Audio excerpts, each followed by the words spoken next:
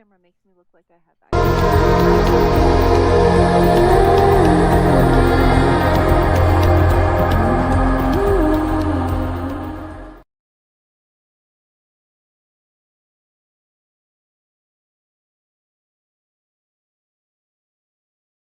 Look, gross. Cherry and cinnamon, not a grateful. I love that flavor. How dare you, Chase? Seems to be I working. like Hey, cheese look at too, but that. you hate that. I got it right on the first try. Good for I love me. cheese. Did you say I don't like cheese? Yeah, you cheese hater. I like Bruh, buttered I'm toast. lactose intolerant and I fuck up my intestines because I eat so much goddamn cheese. That sounds like you I, and Kristen. I I love. love Yeah, gaslighting We people. completely skipped over doing an intro here, and I love that we just went into straight void thought conversations like a normal fucking day. Damn, I actually look good in camera now. Oh my gosh, look at hey, you going look to at the that gym. muscle, bruh. Hold on, let's do a little Chase close up right there. You're live on Twitch, buddy. Say hi. Yeah, you look Oh like yeah. you dropped like 40 pounds since I last saw Oh you, yeah, man. my arms are huge Look now. at you. Who's this shrimpy guy over here? Where the hell is he? Damn, Chase. Killing it. He's killing it, boy. He's killing it. Hey, I've lost 48. Let's see, what was it? 48. Did I fucking say pounds 40? living I in fucking that. said 40, didn't I? I actually look good now, so I'm not gonna complain. Well, as good as Well, you you can, and always you're look trying. good. Hold on. Time out. Time out, Chase. You've always looked good. Oh, thank you. Appreciate it. You're very welcome. In all seriousness, you look fantastic. I'm just roasting you because that's how we do, you and me. For those of you who are not aware, Chase and I are like brothers, but in like a good way, not like the actual one I have. We will insult each other from across the world. Yeah, don't get me started on that lore. Uh, we will insult each other from across the world. People will tell the other one about it, like we're talking about each other behind our back. But what they don't know is, if I've insulted Chase and he wasn't around to hear it, I will call him and tell him that he missed it. It's like, bro, I roasted you so good you weren't there. It's like, what'd you say? What was it? And I'll tell the punchline, and it's horrible. Like, it's horrible things to say, but we're hilarious like that. Um, That is very true. it's genuinely so. Like, I feel like that's your friendship with everybody. You say the same thing about Kristen. I was like, yeah, I came up with a sick burn for you, brother, and you weren't here, Right. so I was just gonna let you know about it. right, and I'll say that because like people have tried to message us, like cause shit between us, and it was like, no, we know, we are aware that we're No, horrible to we each other. know everything. It's I'm not gonna a do that surprise, to stir shit up. Donka. Except I'm gonna do the opposite. I'm gonna be like, oh my god, Chase, Levi was being so nice. Ugh. Well, now we know you're lying. Then I got you. you'll know something's wrong. I know, right? Yeah. Oh man. Oh, Oddly enough, something's fucked up in the force. Oh the my force god, is you wrong. could not stop complimenting you yesterday. It's like, is he okay? What happened? Oh, gee, he is pissed at me for some reason. It's true. That's not a good thing. You know what? I had the same thing going on with the Kirby guys I used to write with, and I'd say terrible things about Cole. Like we're close friends. We can insult each other openly. And like somebody tried to call us out in the middle of a panel. They're like, "You should be nice to him." And like we both stopped and said, "It was just like, actually, this is how we talk to each other. I can only do this with people like I truly trust and am open with and whatnot." And everybody else in the panel goes, "You never say stuff like that about me." I'm like, "Oh, great! Now everybody wants to get insulted." Levi, you never say stuff about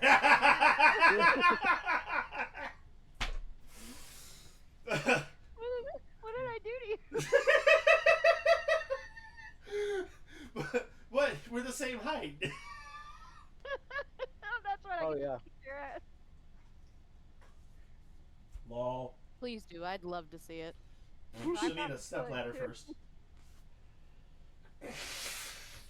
You see, Chloe. I'm on you like a spider monkey. See, Chloe, I don't have to insult you. I just have to drink all the root beer mead before you manage to get any. I hate you.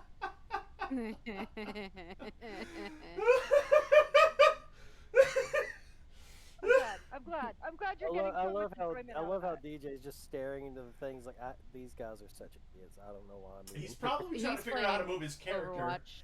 No, No, okay. he's playing Overwatch. Trying to figure out how to use this character. I can't hear you. You're muted, buddy. Still muted. Sorry. There you go. Nope, still can't hear you. You ain't got it yet. I don't think he's saying anything. I don't. Yeah, he's not saying anything. No, he He's was. literally just Like he was. You didn't see. I was looking closely. He said something and he like pointed. So I don't know what's going on there. But he's trying to figure out his character. if you need some help, buddy, we'll help you out. Let me know. Like I'm just roasting just to roast, but you know I can take things seriously and a drop of a hat. You know. So. Yes, we'll go ahead and get started on here. Again, DJ, if you need some help, please ask. I will do whatever I need to. Type it in or something. Is your audio screwed up? Click the little cog at the bottom of the Discord screen. You see, like you'll see your name and then the headphones, and then there's the user settings. Go to voice and audio. It'll show you your settings. Hang on. Microphone is messed up. This is what he says. Yeah, scroll down to voice and audio. Go to input and output. Input for your microphone, output for either your headphones or your computer. Does that make sense? Is that getting you there? Okay, he says it's fixing it. Anyway, guys, it's great to have you all back here. It's been just a wild world of stupidity. I look forward to this game every week. It's been one of my favorite games. I was worried that, you know, years ago, like, I put my best games behind me. Turns out I just had to play the games and run them, you know. You guys could react to my hilarious D&D memes all week. Some of them are clues. Some of them are clues that you guys should be paying attention to. I can hear you now, DJ. There's sound coming from your mic. Okay. There we go. Okay. Meanwhile, I'm running the meme channel. I'm gonna say all I see is just pop-ups from Kristen. putting You know what? You know what? Hold on. Hold on. Uh-huh. Where'd it go? Here we go. This is what I want. I'm looking. What do you got now?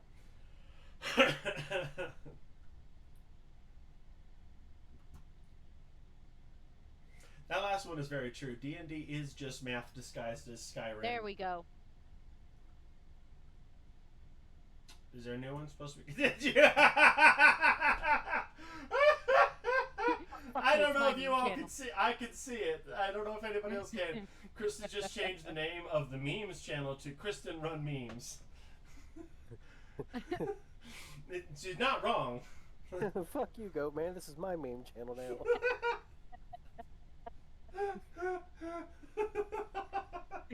Fuck you, Levi. This is my Discord channel. Boot. Just You kicks her can't right boot out. me. I'm the boss. when we get off the air later, I'm gonna play a song. You're fired. I played a song for Chloe earlier. I found boss music. It is so good. I played it for her earlier, but I can't play here because we'll get copyright struck. So we won't be doing that at this time being. But I'll You're share. too afraid to get kicked off Twitch. Yes. What's your point, Kristen? What, are you saying something? What? It'd be easier to get kicked off Twitch if you showed your butthole.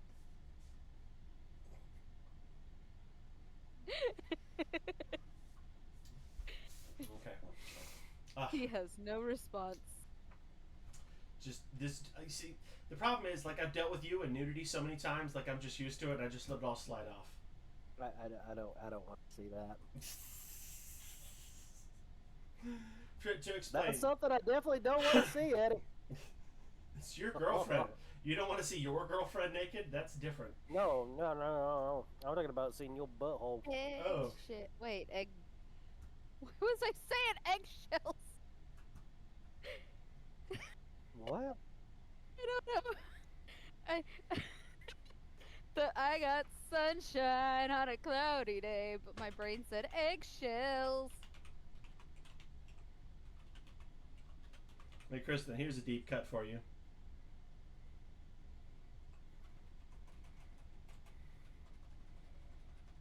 No, that tastes like grape and ass. Ugh, I don't think they have those flavors. that's what it tastes like. God, you really... Oh, no, I just had the It worst tastes like thought. grape ain't taint. The vomit flavored jelly bean? No, I just realized, like, in the world of Harry Potter, like, there has to be an ass-flavored one.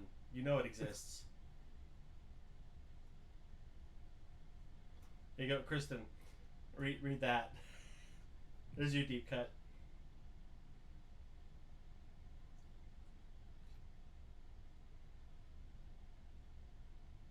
No reaction, huh? Who's got no reaction now, bitch? Good night, bitch. Defeat it now, bitch! Alright, I'm gonna grab some water real fast and then we can get started on this game. So give me a second, I'll be right back.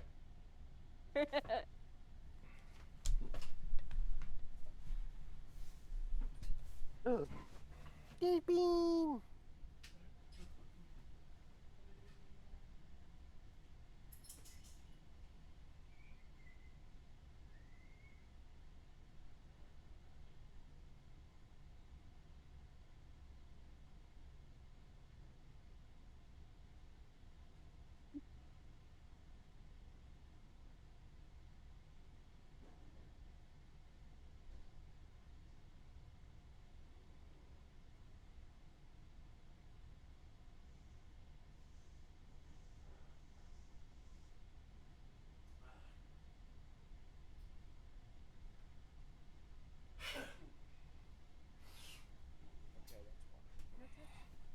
Now I can hear him.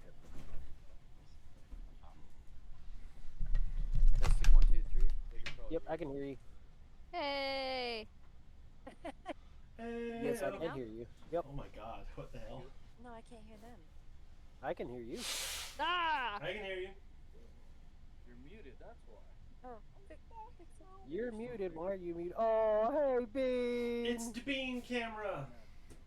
no, I can't hear them. Hey, sweetheart. Oh, It's the bean camera! She's she was just a adorable. waving. There we go. Now I can hear you guys. Can you guys hear me? Yeah. Yeah, she was just Yes. a waving. Yeah, she is. She says hi. Can you say hi, Bean? Say hi. Kristen, are you just. Say hi. Bean. What the fuck are you doing? Watch the Hi. video. Hi. Hey. No, no touch. No touch. Alright. That's weird. Oh, she's so heavy. Here, give her. Is she gonna be heavier than you in like the next week? Kristen, Yes. Kristen, stop tagging for the love of I'm God. not tagging you anymore. Okay. I had so many good jokes and nobody responding, and it took me a minute to realize that you guys couldn't fucking hear me. I was like, shit. That's funny.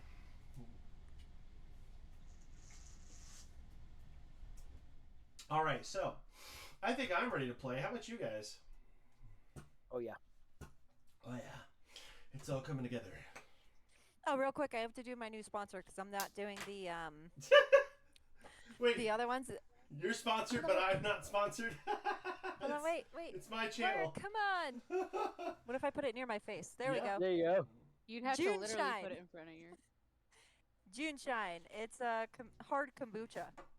Fucking Ew. delicious. That sounds terrible. It Tastes so like piss, good. drinks like it Tastes too. like it too. It doesn't though. It tastes like. Do you guys like sour beers at all? Yes, No. I do. It It depends. tastes like a sour beer. Oh, okay. I got Actually- chocolate covered peanuts. You're a chocolate covered peanut. You are gonna love to see it or not.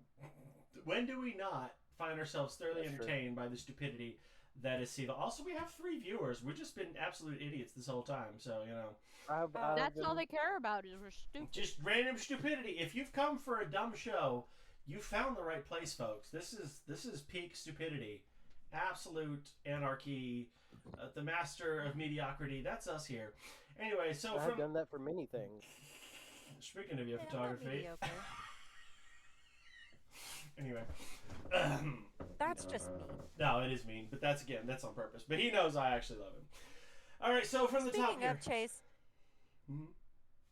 Chase owes me a canvas. Mhm. Oh yeah, I do. Have you figured out which one you want? Yes, and you owe us a fall shoot too. Whenever that, hopefully, you know what? Honestly, if we could just have like a friendship shoot whenever you guys visit, I think that I just want big pictures of you guys plastered on the walls of my new house. I am down for that. I'm gonna get one of those stickers that takes up your whole wall. I'm gonna plaster it I mean, like in your bedroom. the company Please do. Fatheads that did like the giant blow up posters. Yes. Yeah. Can you do it on my ceiling? I'm gonna put the picture on my ceiling so when I wake up, the first thing I see is you guys. No. I can make you a couple of Hold on. posters. Chase, I know what we should do. We'll do God touching Adam's hand, but it's you and me in the clouds. And you have Kristen as a little cherub. Wearing a diaper? Nope. Yes, I'm out. absolutely. I'm done. Oh man, Can't breathe. I'm literally pulling my inhaler out for this. I would start every day in such a great mood. Colton would be like, I'm just imagining anyone who doesn't know us He has, showing he up has to your to house. wake up every morning and see that. Somebody I would touch my finger to your guys' fingers almost touching and be like, I feel completed. no, I'll print out a big picture of my foot so that we can always touch feet. Please, I'll put it at the foot of my bed, so when I feel really lonely, I can just put my foot next to you. Oh my god. Oh. That joke nearly killed me, guys. I'm done. Oh, I don't man. know. I'm almost tempted to make that my profile picture for a little bit. Just Our toes. feet intertwined. Stop. I love that so much. No, my god. So for the viewers I who are can't- interested, when I got married, Kristen was one of my bridesmaids, and when we were staying post-wedding, we solidified our friendship by holding toes, and it was the greatest thing I think I've ever done in my life.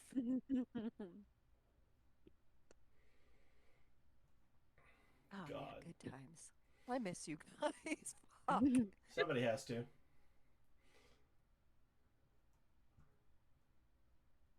Alright, just so you know, I clipped that. Good. That was hilarious. I literally had to clip it. That's too funny. That's too awful. If ever there's something funny you think you should clip, guys, you can say so, or do, I think fans can clip things or whatever. I'm not sure, but I know I can. They absolutely can. Yeah, y'all should do that more often. Anyway, so from the top, I'm Levi. This is Consweet Media. We've been absolute idiots for the past 18 or so minutes, approximately. Here's are my guests for the evening here. We got DeAndre, Chloe, Chase, and Kristen. In that order, let's do a quick little intro, say hi, and talk about what we're working on here. If you have any projects, this is a great time to advertise. If not, just say hi and talk about yourself for a second. DeAndre, say hello. Hello, I'm DJ. Not much to say on my end without making a whole ass sob story, so therapy through playing. Woo! Isn't that truth, Yes. though? Yeah, it really is. Mm-hmm. I'm told there's actually a program for wounded soldiers who play D&D with a therapist as the DM, and I'm like, that's good shit. That's amazing. Right? That's using your noggin right there. I feel like that's something my therapist would do because he's a fucking nerd and I love it. You should do it, yeah. You should capitalize on that. There's Alright. nothing like getting a therapist that's like Nerdy. nerdy, yeah. Alright. Chloe, say hello. Tell us about yourself. What do you do? Nothing as of right now. Nothing.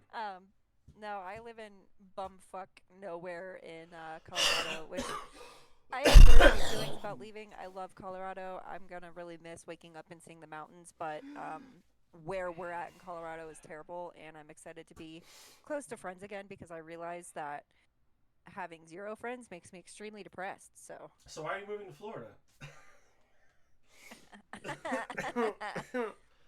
why aren't you? Because Florida's terrible. Sorry to anyone He's watching. from Florida. Yeah, I am from See? Florida. See, and you guys are all my favorite people, so Did you know it has now become the most expensive place in the U.S. to live? In Florida? You say Mhm. that. But I say with the lack of human rights, sure. I don't even want to hear it from you guys. All right, I really don't. Alabama's up there fucking protecting cryogenic frozen embryos. Yeah, I'm not saying we're perfect either. I'm gonna drop that into chat real fast. Beep.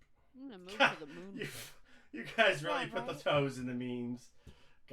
God help us all. This is a lawless country. Oh my god. Yeah, no, I'm as of right now, I'm pretty boring, but I'm pretty sure my stories will get better when I move. Naturally. Okay, Chase, tell us about yourself. What do you do? I should also add, I, who are you playing? I should have mentioned that as well. I am playing Siva, the kobold. She is also the lizard queen. True story. Do what? True story. True story. Um, yeah, I actually just recently reached one of my goals that I've been trying to reach for a long time, and got me a CNC machine finally. So that means Ashwoods is going to be having more products and more things to be able to sell and create for people. So I'm super excited about that. Um, I'm super excited about tonight's game because I had planned some funny stuff for everybody. So we're gonna see how it goes. And that's about it. Naturally. Naturally. And Kristen, your turn. Who are you? What do you do? And who do you play? I'm Kristen. I play Ash. I like Jolly Ranchers. Jolly Ranchers are so good. Good stuff. And I guess just to round it out, I should have asked DeAndre and Chloe, could you tell us about your characters just a little bit? I meant to bring that up earlier. Apparently, my character learns lessons the hard way because right now she's a little bunny girl. It's true. But I play Ryoko, and I'm learning. Aren't we all? Aren't we all? Also, I have a 10-pound bag of jelly beans. I play Ashura, my first D&D character. Woohoo! He is typecast into the straight man of the group because he's trying to figure out why the fuck he's going around with a bunch of weirdos, but he's also feeling the facade crack, and he's probably going to end up losing his shit and fit in right in with a bunch of weirdos. Yeah, honestly, that is how it is.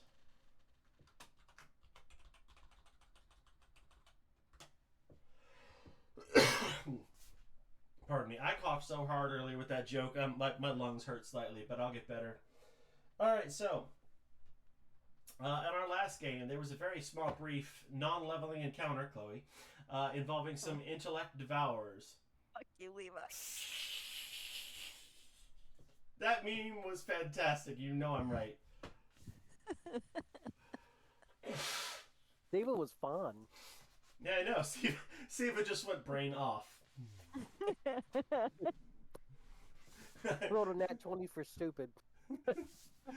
A stat no one knew existed before your character. Right? You know, like throughout the weaker I love months, Siva. as much fun as I have with everybody here, I do advertise Siva as a character for the show. And when I tell people about how stupid Siva is, they're like, "Oh my god, I need to watch that." I'm like, "Yeah, fucking watch it, man." We're pretty much, let's see, Siva is pretty much, what's his name from, oh my god, Tales of Avantia? Adventures? Chuckles Yeah. the clown. Sort of. I mean, they're similar. Those two would be absolute horror to deal with. And for the record, yeah. I have a really good Chuckles impression. Gideon and Ash would just be in the corner, like, trying to stay safe. Right, the cringe would kill both of them. Absolutely. And be like, is your idiot as bad as mine? Ain't no fucking way your idiot's as bad as mine, I'll tell you what. I beg to differ. I would watch I can that. tell about the Surgon News. Tell us about the Sugondese. More, please. I love those guys. Oh man, I hope our games get that much notoriety there. But so yes, we had a small encounter with some intelligence devourers. And we are hopefully on our way to do something about circumventing a great big scary red dragon from destroying our beloved city. It's been a long journey. We'll see where it goes. But you get past the intellect devourers and you walk into what appears to be the remnants of some kind of a city here. It's got a little bit of activity, some people, not too much going on. They look like they're kind of going about their day. Take it from there, guys.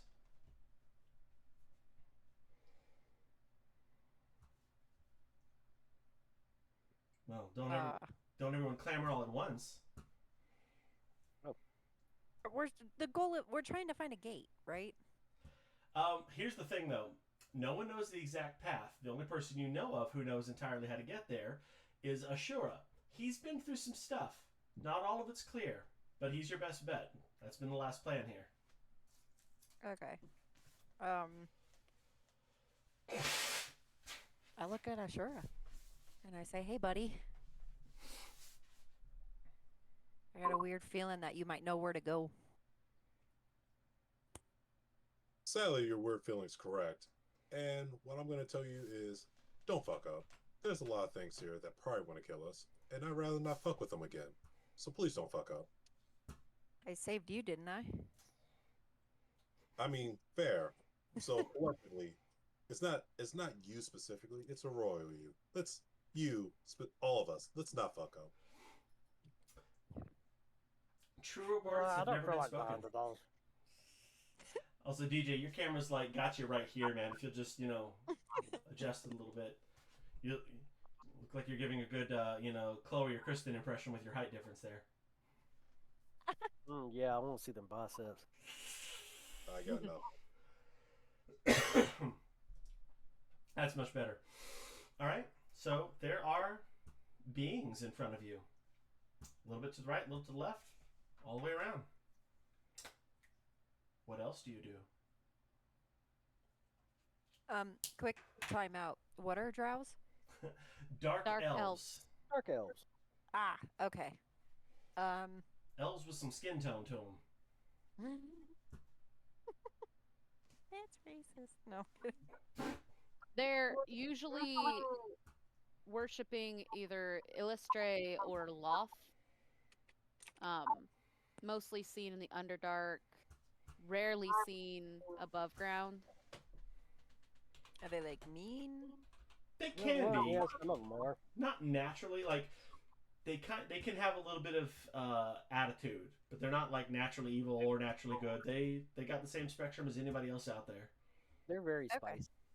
And honestly, because they're underground, their skin tone kind of ranges anywhere from like pale grayish to deep plums, black, dark gray, slate colors. Some of them range in like a deep blue. Okay. Gotcha. They got a nice shade of melanin. So I guess the best bet would just to be friendly and move forward. Yeah, nothing wrong with that plan. All right. I start walking through the tunnels. The secret tunnel. Remember what we learned last session. I'm going slow. There you go. War divides their people. Also, Kristen, your echo's back again. I don't know why. It's crazy. Wow.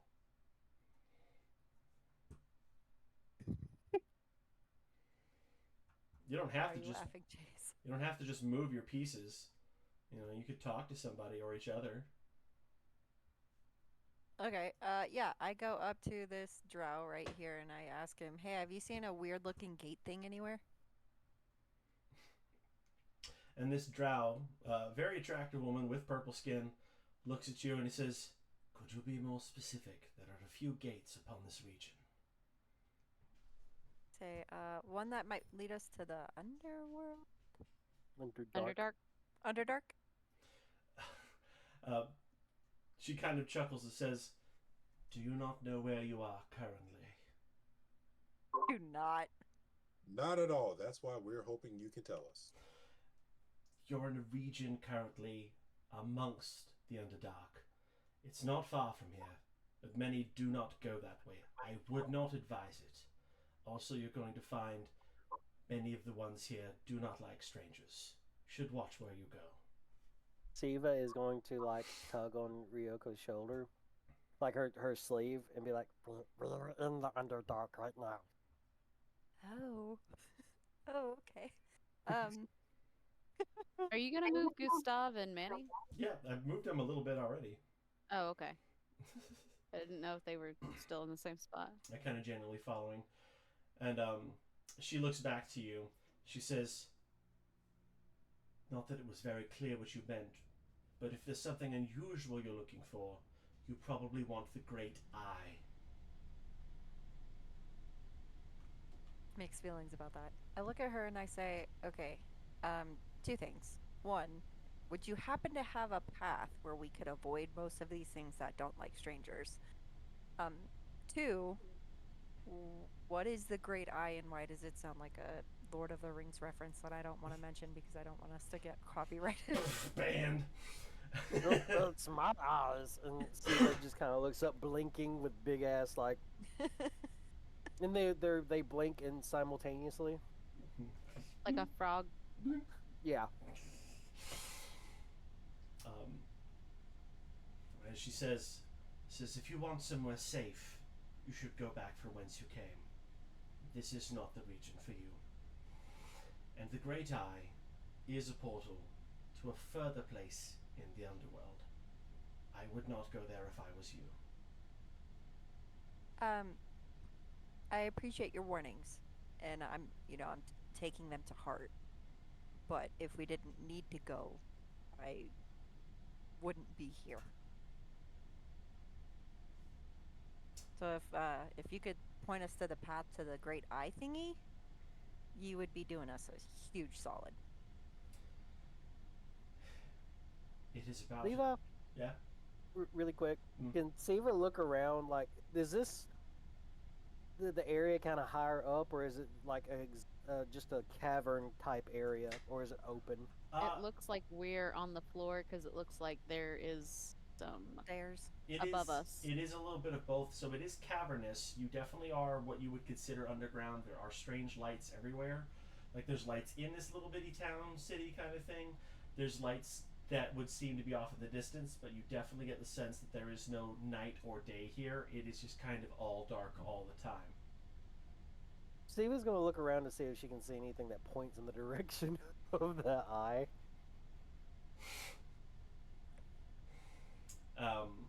Okay, I guess roll for perception. Okay. What's your number, buddy? I hope this fucking works.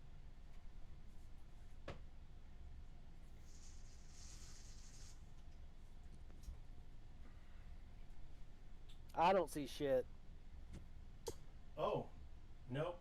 So there seems to be a general purple light that's just pulsing everywhere, just kind of lightly blinking on and off just a little bit at a time. You couldn't exactly say where it's coming from other than not in your immediate area. Ah, okay.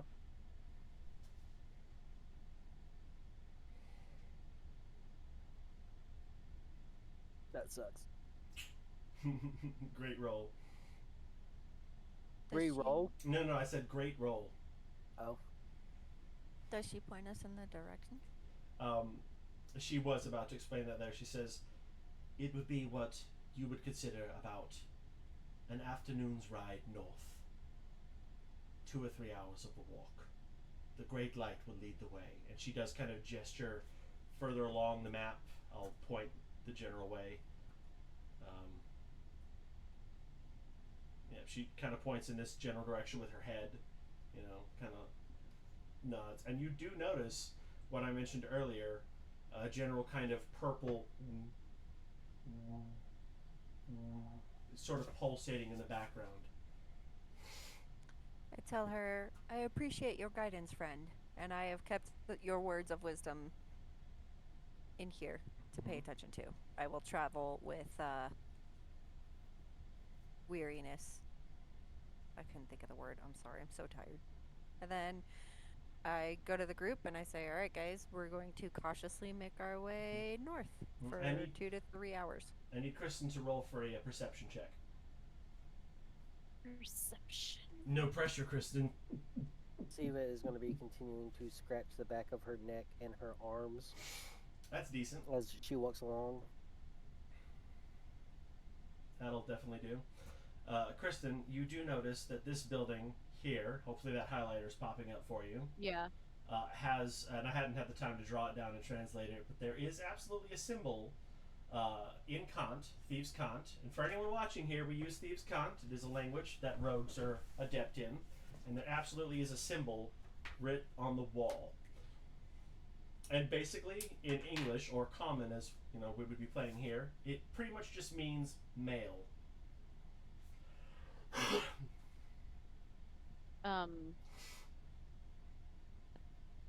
M-A or M-A-I or M-A-L-E? That was M-A-I-L. my question. Don't Like- ask Siva. She don't know how to fucking spell.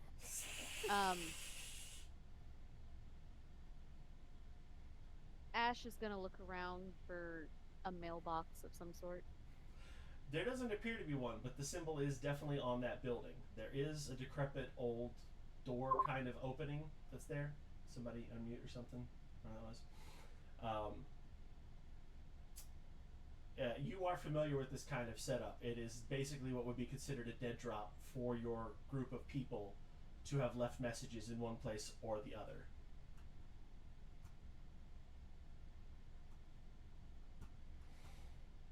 Leave messages is pretty much, you know how like spies used to No, it's just his mics.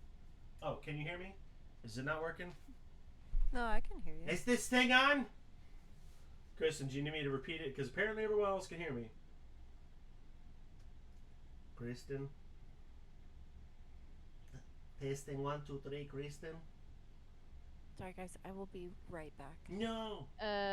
I'm sorry. I'll be right back. No. Kristen, can Are you y'all hear? not here? now. Now we can hear you for about a good 45 Hello? seconds. Yes, now we can hear you. I can hear you. Why are you yelling?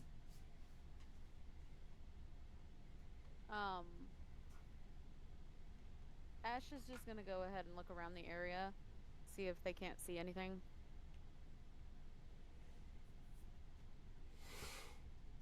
Okay. Do you go inside the building? You said it's like did you say it's an abandoned looking building? Yes. Keywords looking. I'm sorry. I'll be right back. No. Without raising Kristen? a hand, just like a underhand low knock on the door. I think your audio is cutting out again. Ash is just gonna go around the area. No, I can hear you. Is this thing on? Can you hear me? I can hear you now. Okay. So to the door, and instead of raising a hand to knock, they're just gonna keep their hand kind of to their side, just knock twice. Are you with the back of their within? hand. Are you within 5 feet of the door? Yeah. Okay, your Thieves' Cant detectability automatically kicks in. You are aware that there is a secret door on the inside of the building, and the whole thing was set up to look like it's abandoned. You should remember this. This is a thing about Thieves' Cant. You have the ability to automatically detect traps. Okay. Well, do I know where the door is? Yeah, it's in the back of the room. You just need to push a little bookcase, and a trap door opens up with a stairwell. Okay. Well, then I'm gonna go in the building, and I'm gonna go look for the bookcase, and then I'm gonna push the bookcase, and I'm gonna go inside. There you go. Some stairs appear underneath it. As you step forwards there, the bookcase closes up behind you. You do not sense any form of danger. This is a dead drop. This is a place that message is supposed to be kept, found, or received from.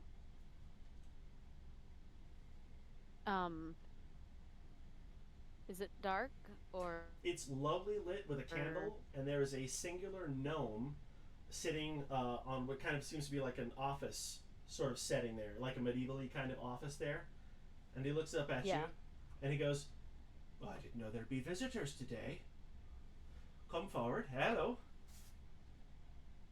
Ash will take a Ash will take a step forward, and well, I wasn't really expecting to see anything of familiarity. Says, "Well, that's kind of the point, isn't it?" And just to be clear here, because I feel like you're kind of lost, he works for the same group of people that you do. To be clear, Ash wasn't aware that anybody would be here. He wasn't Like- aware anyone was coming either. Yeah.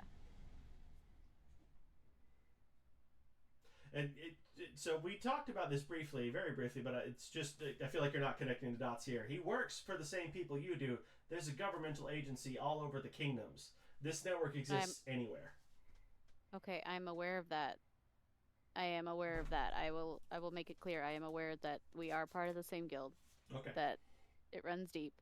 But Ash was not aware that they were in the Underdark.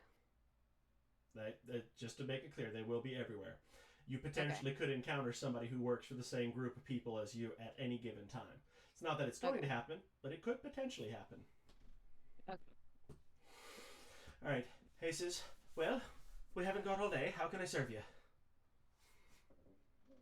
I saw the hunt for mail. Oh, yes, of course. Drop. Do you have a message for anyone, or are you expecting one of any kind?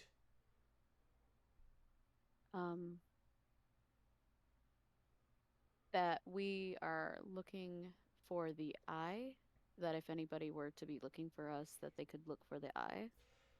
Well, all you had to do was ask. That's just common knowledge. But that's a bit different. That, again, that's about 2 or 3 hours north. You'll just look for the giant pulsating purple eye, and it's a portal. Yes, of course, we're aware of the mission that you're on there. What was your name again? Ash Sunbane. And he rifles through a file. It's in front of him. You hear him mutter off a bunch of strange little code names. None of them make any sense there. And he goes, Ash Sunbane, yes, there is a post for you. Apparently you haven't checked your mail in a couple of weeks, just so you know. That's for you. And he hands you a little slip of paper. But go ahead and take it and look at it. Mm-hmm. What does it say? And it is written in Kant, but to translate for you, it loosely says, sightings, recently found, information needed, whereabouts or verified IDs of unknown assailant known as Blue Demon wanted. Send post immediately if found or information supplied. Blue Demon. Okay. Ash will go ahead and tuck that away in a safe spot in a bag and nod their head. Thank you. I will go ahead, find my group, and see if we can't make it to the eye. All right. He looks at you and he says, Today I'm Finch McNeely. Pleasure to meet you. Perhaps I'll see you again. Always keep an eye out. We always are. And he kind of nods towards the door. Ash is just gonna make their way out. So, find any interesting news in there?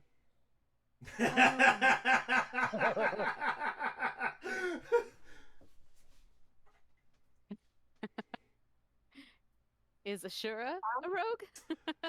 Nope, he's not in your guild.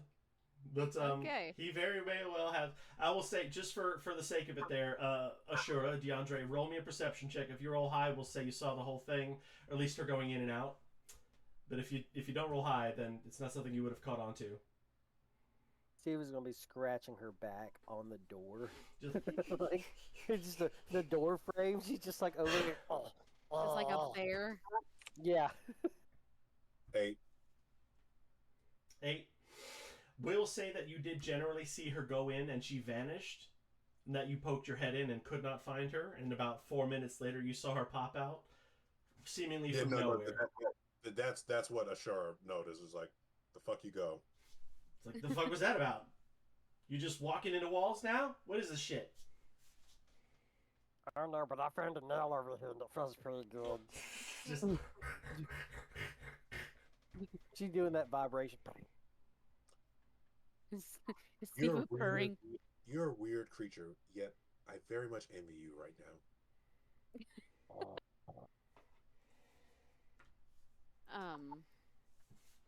Ash will look at Ashura and go, I can tell you that we need to go about 2 to 3 hours north of here. All right, 2 to 3 hours. Let's. Mm-hmm. A short pauses, cocks his head, like just due to a pounding. Like he almost feels like he remembered something, but then it slips through his fingers because once again he's just trying to piece together the last journey through here. Mm-hmm. And the answer is in his mind. It's one of those things, if he really sat down and focused about it, he could recall the whole way, but it was a very traumatizing period.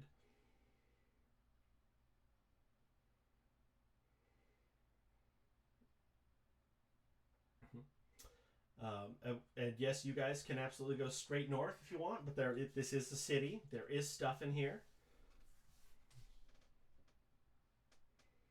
She's gonna. Siva is actually gonna walk down after she's done scratching her back, and she's gonna go a little bit further and walk down to this little. That lizard is on the move again.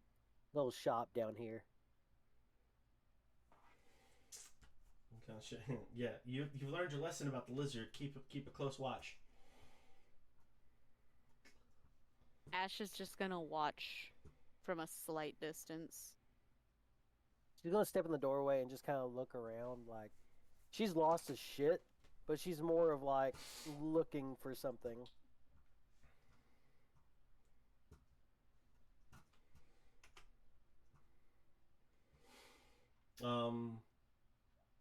You gonna ask me a question or something, or about something else? Is she like she's looking around? I figured you'd tell me like a perception of whatever there's in this room. Mm-hmm. It does appear to be a wares shop. It's it's odds and ends and trinkets and things like swords and arrows and such.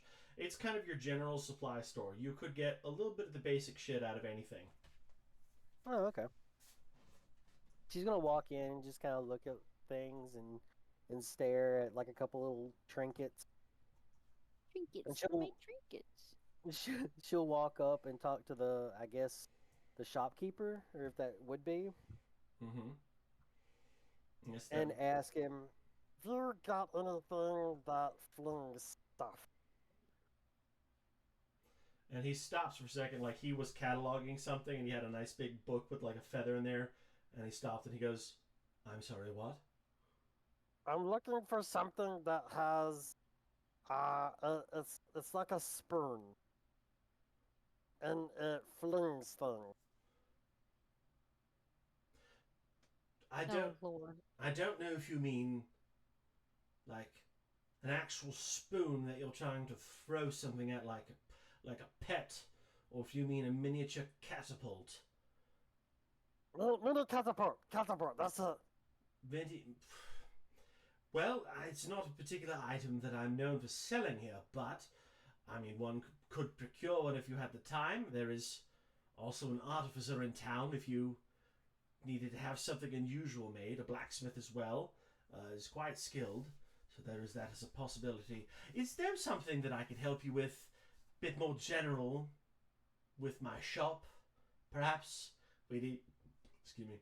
He says we have all sorts of basic things. If you need to, he looks really perplexed by you because not only are you a kobold, you look squirrely, and everything about you is very unusual, and it's kind of throwing them off at the same time there.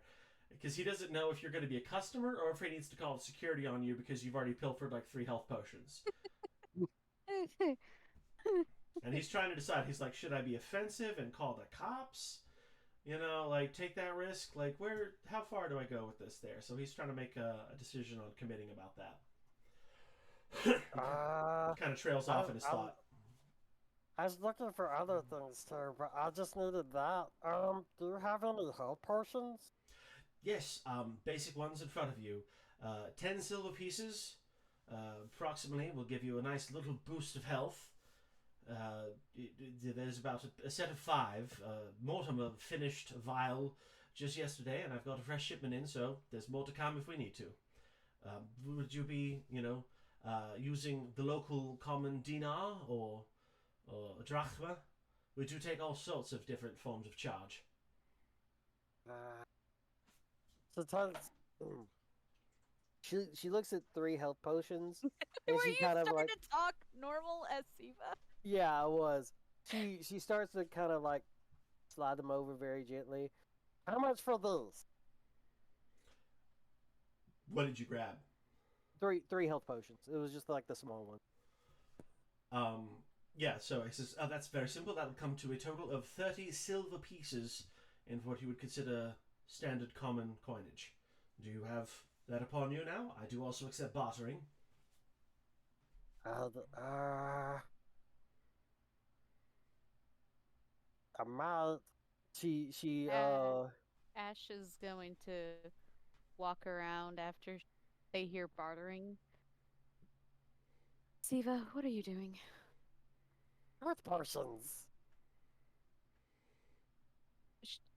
Ash is going to look at the fuck, what's it called? Owner or no? The shopkeep. Yeah, there we go. Words. Yeah, And? and motioning down to Siva. Has she caused any trouble? I did not cause trouble. I just want bartering. And he looks at you kind of innocently. He goes, no, of course not. Looking slightly nervous of like, I don't know what to do with this weird thing. You look. And she literally, as soon as he says that, she tilts her head backwards and her tongue's hanging out of her mouth and blinking, and she smiles at him. So her grin is like, you. God, it's like looking at Venom down a dark alley. Yeah, there you go. Yeah. Eddie. Oh my God, I just pictured Venom in the body of Siva. Quick, somebody draw that shit. May God have mercy upon you. Ash is gonna see the potions on the counter. How much does she owe you? And I can get her out of your hair. If anyone is interested in making purchases, that is a total of 30 silver pieces. We can make conversions for other forms. It is possible. If there's anything else you'd like to... Sorry? I have a few chicken bones, and she starts taking like chicken bones and squirrel skulls and stuff out of her bag and sitting it on the table, or not the table but the desk. He starts to have an absolute look of shock and horror, and while his darker tones of skin are, prominent, you could see a kind of flush and paleness kind of take over him. You could tell that just the concept of the chicken bones alone was enough to kill him. and I have those, and they're pretty shiny. And she just grabs a handful of coins. She has no idea how much it is, but she grabs a handful of coins and puts them on the table, and they're just covered in dried meat. So blood. It was cooked.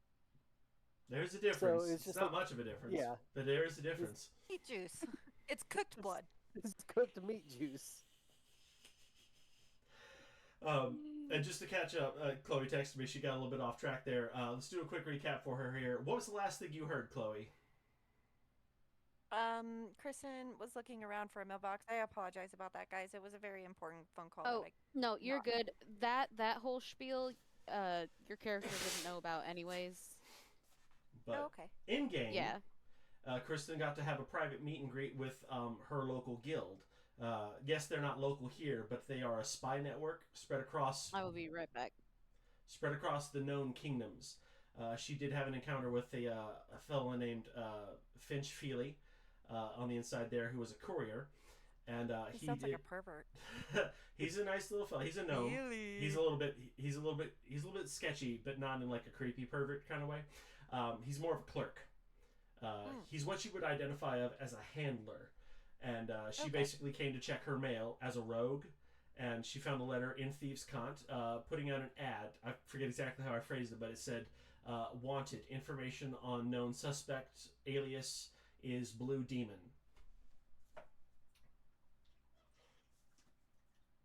So it was a basic alert for anyone in her guild to identify an individual. After that, Siva went a little bit south there towards the shop that everybody else is hanging out there, and basically creeping out the guy who runs the place by trying to sell chicken bones to him for health potions. And then eventually coins showed up that may have been covered in meat juice. We hope it's meat juice at this Gotcha. point. That's the best Okay. case scenario. Since everybody's like off doing their own thing, is there a bar anywhere in here or any kind of like? There is indeed a bar. Where? I had it marked earlier for myself. Hold on, I really do need to grab something for that real quick.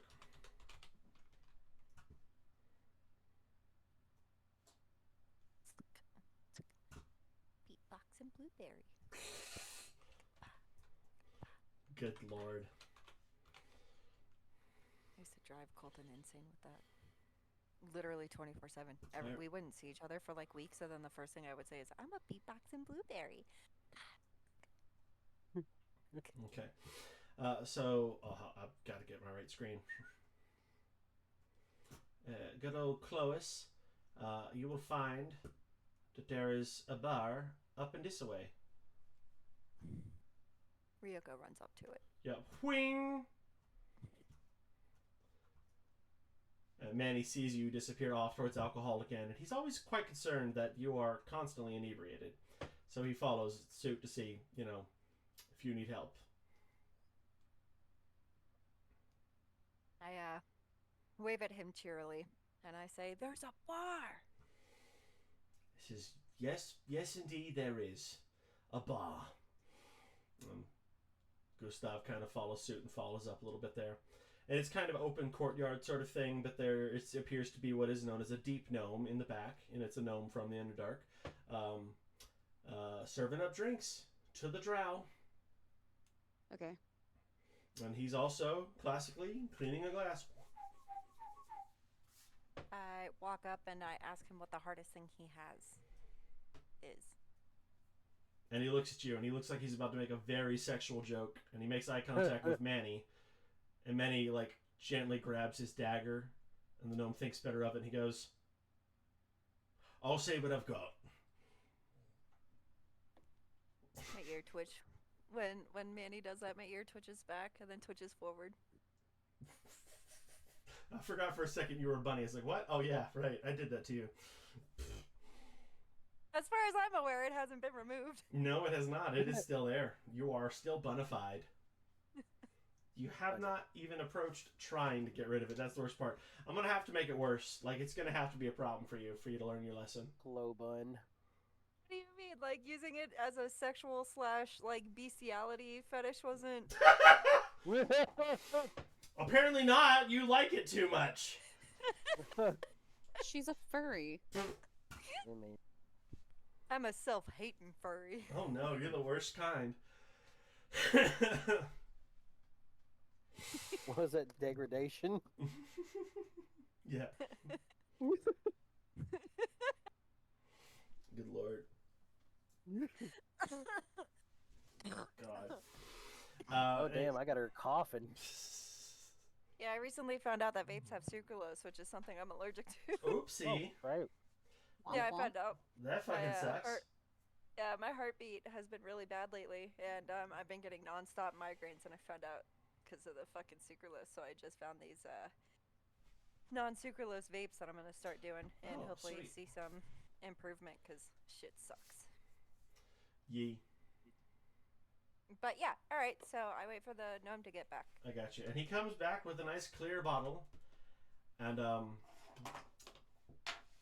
he pops it open, and he says, "Be 1 silver a shot," and he starts to pour what he identifies to you as corn liquor, and that is a medieval speak for vodka. I give him 5. I thought that potato. It can be corn. It can also be potato. It's a basic sugary starch. We'll do it. You can make vodka out of several different things. I was say I thought corn was whiskey. It's a thing. Trust me on this, sir. But yes, corn is also the base for whiskey, which is super weird, but it's still true. The minimum allowed for each currency type is 0. What are you talking about? I put a 5. Remove. Why is it not letting me? And so he pops out 5 shot glasses, goes doom, doom, doom, doom, doom, doom, and he pours that out. Oh, that's because I don't have silver. I only have gold. How Oh, many silvers equal a gold? basically, oh yeah, actually, I gotta get the conversion. I used Isn't to it know 10 that. silvers per gold piece? You're probably right, but it's been so long I can't remember. All right. Well, because I don't have any silver, I just give him a gold piece. So I guess that's like what 10 drinks, 10 shots. Basically, yes, 1 gold is 10 silvers. So yeah, you would. I mean, he can make change, or open a tab with it either way. No, I just chuck him a gold. He goes ting, sk, and he gently bites on it.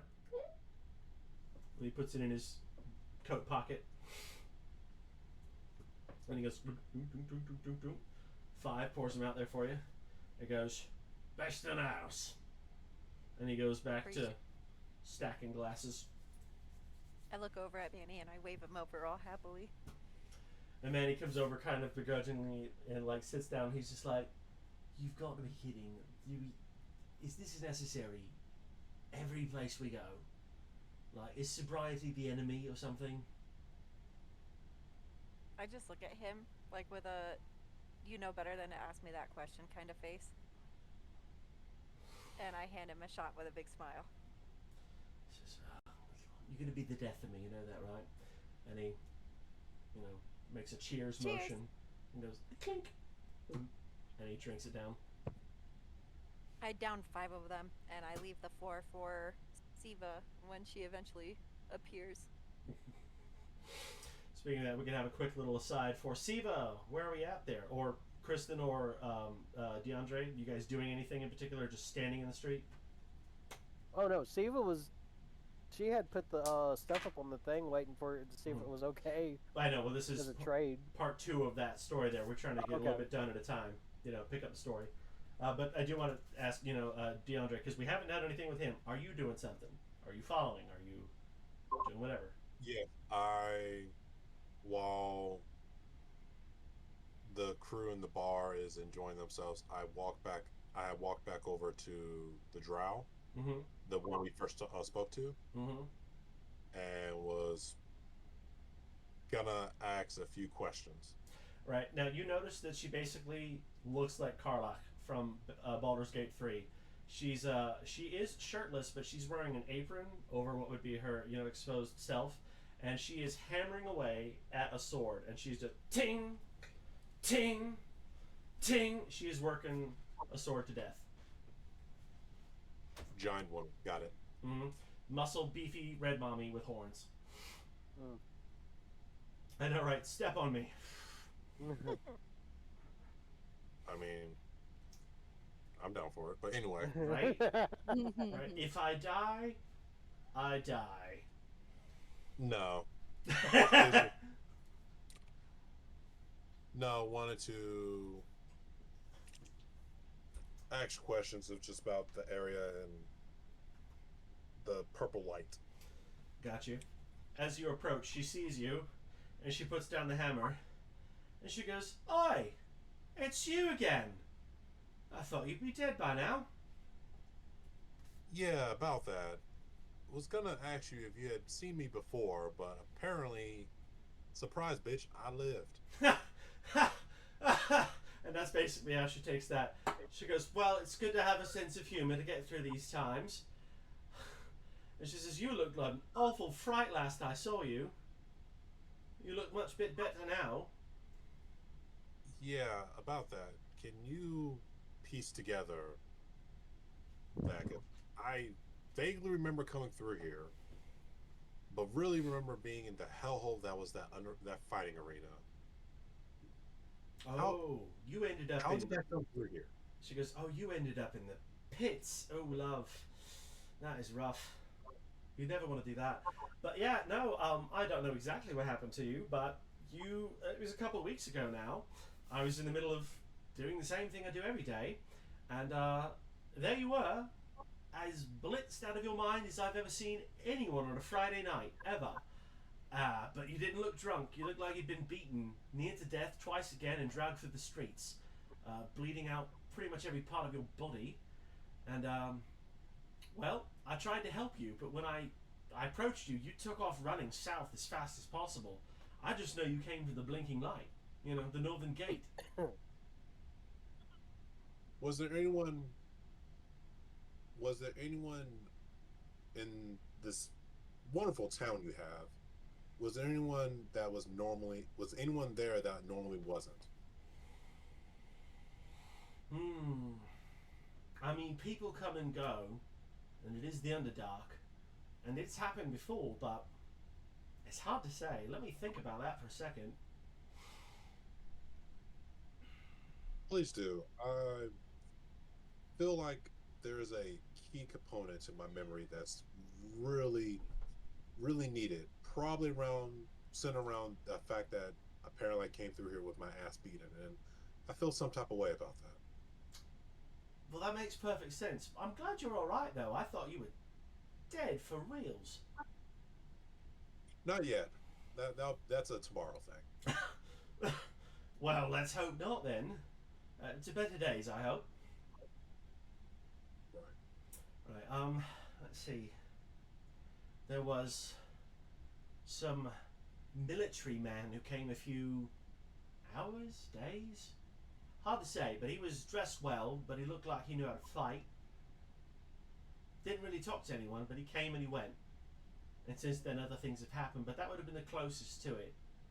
God, I can't remember if it was a day or a week, but it wasn't.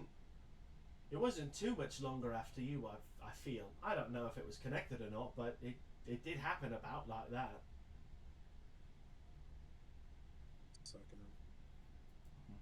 Right at this time, you see the other drow just south of her, right there, peek up and he says, "Having fun? We've got swords to work, and I'm working out the books. One of us is earning our keep. Stop bothering the nice man and finish your job."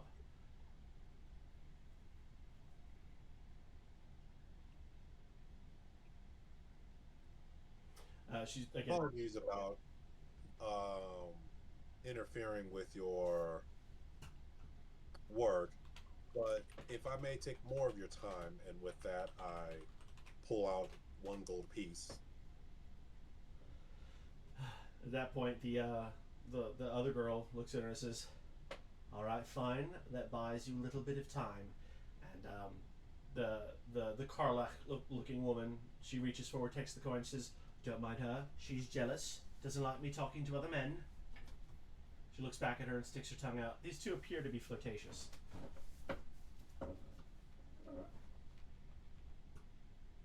Thank you for your consideration, but just you mentioned there was a well-dressed man that came through here.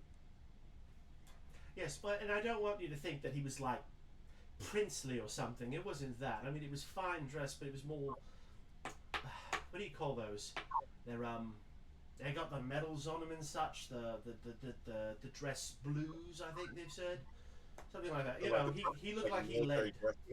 Yeah, he was official looking, but you know, in the world of royalty, but not royalty himself. Be right back. I have to use the restroom. How dare you?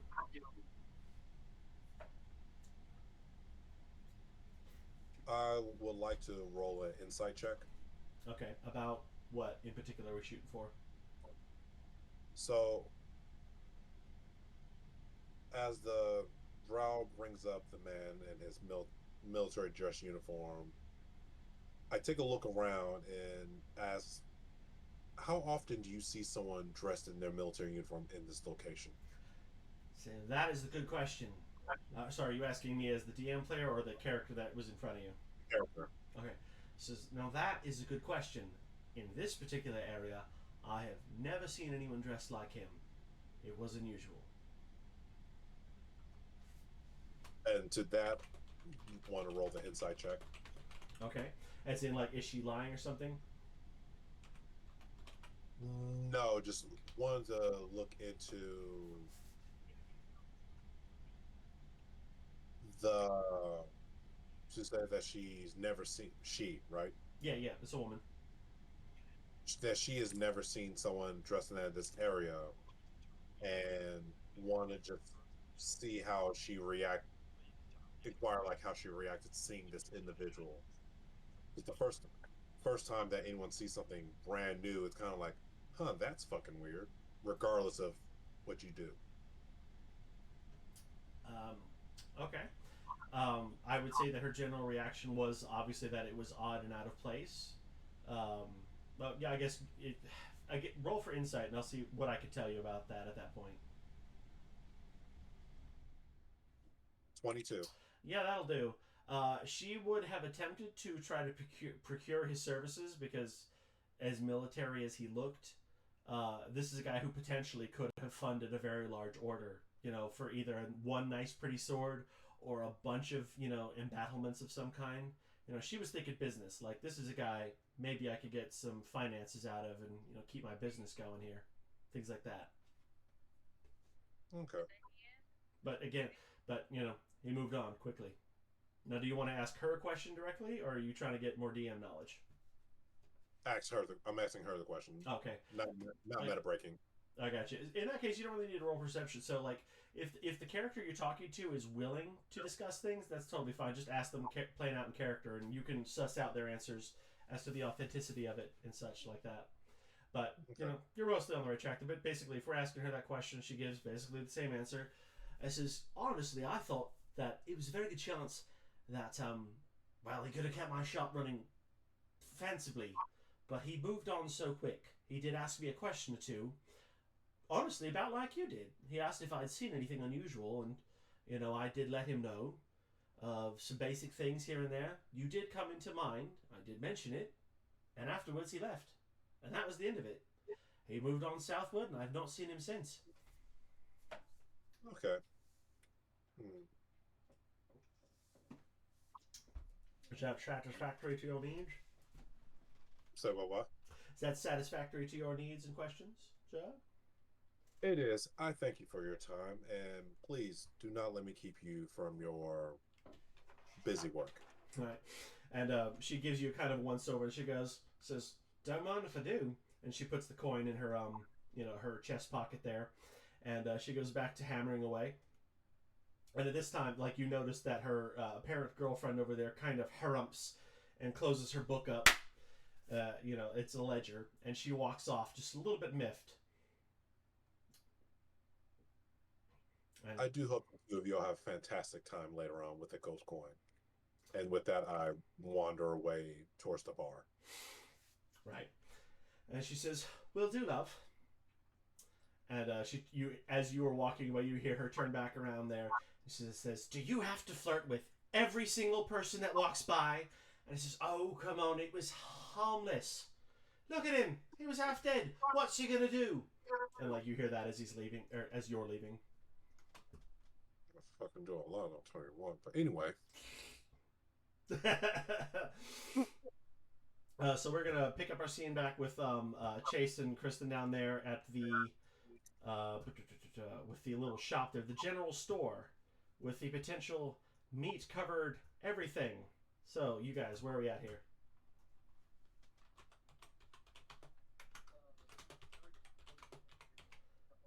If you're talking, I can't hear you. Sorry, can you hear me now? Yes. So there's pretty much some chicken bones up there, a couple of squirrel skulls, and then just a handful of coins. She has no idea what the fuck these coins are. They're just, you see, they're shiny little pieces that are covered in like crusted over cooked meat juice on the table. Gotcha. And does Ash Sunbane do anything to intervene about this? She's gonna, like, put her head in her hands. If you accept any of that, I will cover the rest.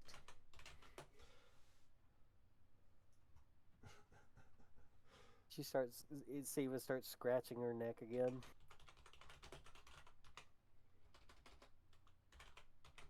Hold on, I'm typing a message. We have a guest here who's asking a question. I'm just filling it out real fast to him.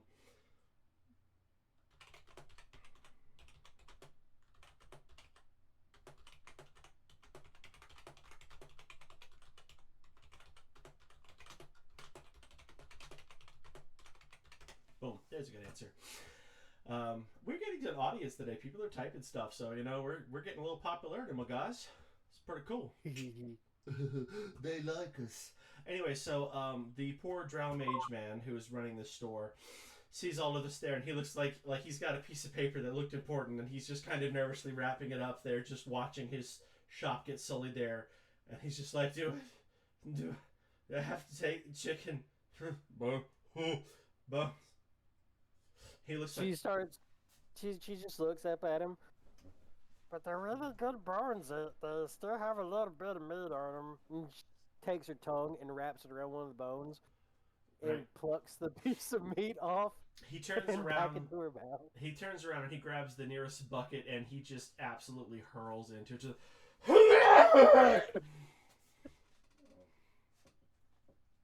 and he goes, "Nope, I can't do this anymore. Nope, you have to leave it once. I can't. Nope, absolutely not. If you want to pay for it in coins, that's fine, but I can't deal with this one brain cell kobold anymore. I'm done." Well, I will take my bones with me, and you can just have these shiny pieces. How many shiny pieces and what are they? There's like maybe 40 shiny pieces of it looks like copper and silver. I mean, it looks enough to be over the price of what it is. She just didn't count it.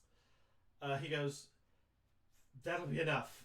Just leave it on the table and go. That's all."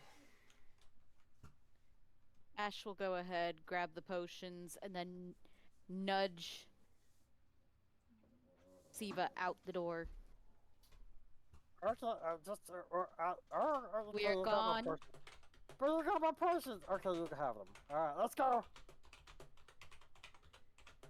And you just see this little kobold with the potions like this, and she's just running out the door. You can hear them clanking together. It's the noise of sneaking booze into a hotel in your bag. Yeah, yeah. Literally. Kristen, I'm having the best flashback about us in that Uber with you covered in glitter, drunk as hell. Oh God. I don't remember. You I wouldn't. do. It was the year that Chase got his EpiPen stole out of his car at the hotel, and you were covered in glitter, and you had like fairy clothes on or something, drunk as hell, and you were just talking. It was like, I'm having such a great time, drunk, and we get like the guy I gets. don't have fairy clothes. Are you sure You it had was me? you never had glitter on, but you were kind of doing like a raver girl sort of thing. I don't remember the exact outfit, but I you don't were. have raver stuff. We went to the burlesque show that night. Maybe that's what it was. I don't know. You were in your you Yeah, weren't we in went a to the t-shirt and burlesque show jeans. that night. We were getting Yeah. into the van, and the guy said, "It's like, last person here was drunk and was ready to throw up and covered in glitter." And Yeah. I whispered back to you, I was like, "Don't say a fucking word." And it was the quietest, most awkward Car car ride. trip. Just literally just.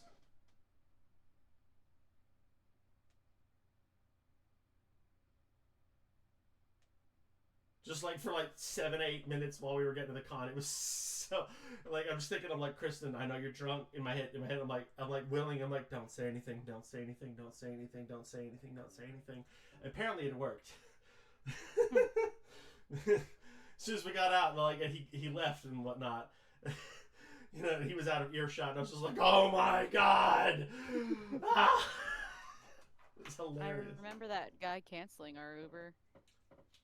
We took the Uber, as far as I know. I don't remember what happened afterwards. But anyway, so you've got 3 healing potions that you have. Do you put them in your bag? Do you eat them? Oh yeah, I put them in the bag. Oh, you store them classically. Kristen, do you follow suit and leave the shop, or do you try to buy anything? No, Ash is done after that menagerie of bullshit. Anything that they were planning to do would be easily picked up on.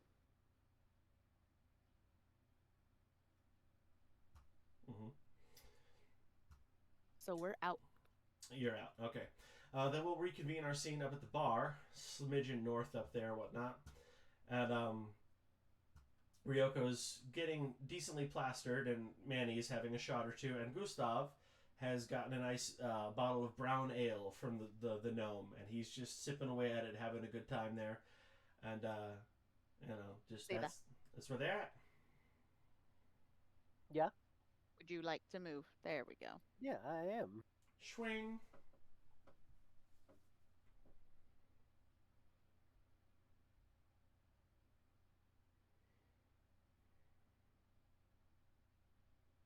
Can you hear me now? I can. Yeah. Good. My bad. I muted myself and forgot. You do that. Oh, were you talking? Because I'm sitting there like, what are we doing now? So sick. I'm guarding the shots that I have left for Siva. Guarding. You don't even see Siva walk through the door. She literally crawls through the window, skitters across the floor over to everybody. I hear the familiar. I can't do it on my mic. I don't know if you can hear this. Can you hear that? Nope. Damn. I hear the familiar click clack of Siva's nails, and I immediately look towards her and I go, Siva, shots! And I hold up the shots for her. Wow. She comes over, skitters across, and over to the bar next to Ryoko. I elbow Manny and I ask him, hey, because this is the Underdark, do you think they have like taboo shots here? He looks at you kind of like eyeballing. He's like, are you trying to get us killed? Do you have any idea what you're asking? A meat shot for a reptile. Probably yes. I look at the gnome. All right, try and get the gnome's attention. And he looks and he goes, eh? And I kind of lean up on the bar a little bit and I say, do you have any kind of meat shots? Says, well, you got a couple of variations on it.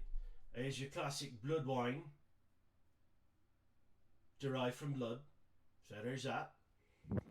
And then we have something that is popular with certain species, some not. And it is basically fermented meat. And it is food that'll get you plastered and hammered at the same time. Can I get 2 of those? And he looks at you, and you're, 100. My ears. He looks at you as a rabbit with your 110 pounds, possibly 120 with the ears added on, looking self. And he goes, don't you think it's a bit advanced for someone of your stature? So, for the first time throughout this entire game, my character looks genuinely pissed off. And I look at him and I say, and my ears are back and down, and my nose is all up and there's the little crinkles. And I say, are you telling me I can't handle my liquor? He goes, well, I guess I was wrong then. Better make it 4. I say, I immediately go back to my happy-go-lucky, cheery self, and I say, that would be great. Thank you so much. All right. The meat ones are 2 silvers, and then the blood wine is also 2 as well. So if you wanted that would be 8 coins for that, and that basically would be a gold piece to cover the whole thing for that. I give him another gold piece, and I give him another one just to thank him for his and he goes non-judgmency. He goes, well, we appreciate your patronage, and he puts that coin away as well, and it disappears for a minute behind there. It'll take him just a second to prepare it. This gives you guys a moment to role play if you had chose to do so. Oh, excuse me. Or talk or whatever amongst yourselves. I look at Siva and I say, you look happy. Did something good happen? I got 3 health person. Ooh, that'll be helpful. I look at Ash and I say, you look unhappy. What happened? Oh. She tried to trade 3 health potions for chicken bones and bloody copper bits. Ryoko starts laughing heartily and hands Ash a bag of gold and says, "If I'm never not around, and Siva wants something. Here you go."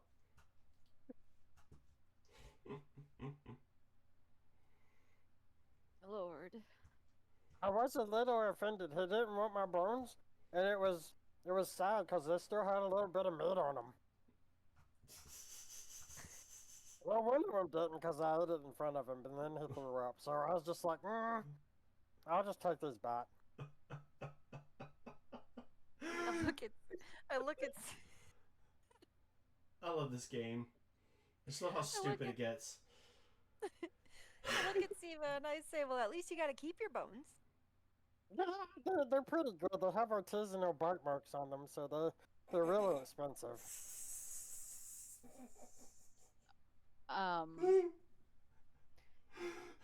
Levi, Yeah. which is it, Manny or I think it's Gustav that's also the rogue? Yeah, he's also a rogue. Okay.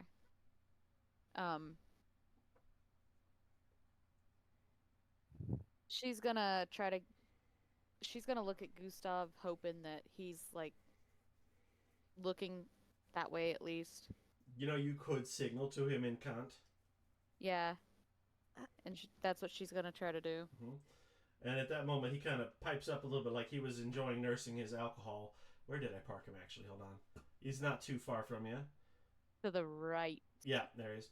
And he looks at you, and he just kind of motions to come sit down. And Gonna make her way through and sit down. he says, "Yeah, I saw you. I saw a sign. What's going on?"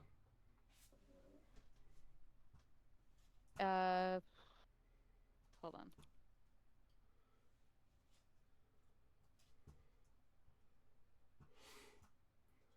I can't find the right words for it, but essentially in Cant, she's gonna let him know that she found a mailroom, and then she's gonna put the slip of paper that she got onto her mug and pass it over and ask if the drink she has smells interesting while trying to hand him the slip of paper. And he goes, "Yeah, I'll take a sniff." And he grabs the paper quiet like and whatnot, and he proceeds to unfold it in ways that he can kind of break it apart and read it back and forth. And he goes, "Are you fucking kidding me?" And he looks back at you for a second to see if, like, you register how abnormal of a moment that this is for him. She'll nod ever so slightly He goes, before grabbing the drink and being like, "Yeah, that's what I thought." Says they haven't sent out a general order in years. Who the fuck? Like, what the hell? And he rolls it back up. And he goes, "I'll be right back. Hold on." And he goes and disappears for a second. Because he saw the mailroom as well, but he thought nothing of it. Almost never is there mail, especially for a person. However, I'll say before I just completely spill everything here. Kristen, roll for insight. With advantage. I'll give you advantage on this one. Because this is something you should know. So that is an unnatural 20. Well, should bullet you. And a 23. Good either way. So in general, you are aware, as I was saying, of the same concept that he is, that typically speaking, a general order is something that anybody who is in a particular institution would be notified of. Basically, imagine, you're at work and you get a carbon copy email to you and every other employee. It's like that. It's not something that was directly written to you per se because they like you so much in personal. It's just like, hey guys, here's an update. No more short sleeve shirts are allowed due to this particular policy. You are all aware of it, sort of thing. There, this is not a common occurrence. Now, again, this may happen at your job and pretty much everybody else there, but typically people get private messages, indirect about the things that they're doing. Usually at dead drops where people think that they're going to happen. So the fact that this sort of thing has occurred is odd as fuck.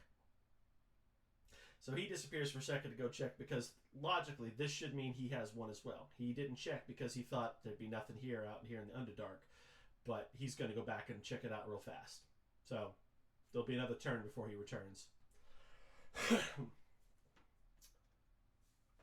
Ash will just go back to drinking. What's in their drink? They've got vodka. He has a brown ale, a bottle, and and right about now, the Deep Gnome is coming back with a glass of blood wine and 4 fermented meat plates. They are steaks that have been fermented in their own meat juice with a nice blood wine. And it's quite potent. It's what you would consider about 20 ABV.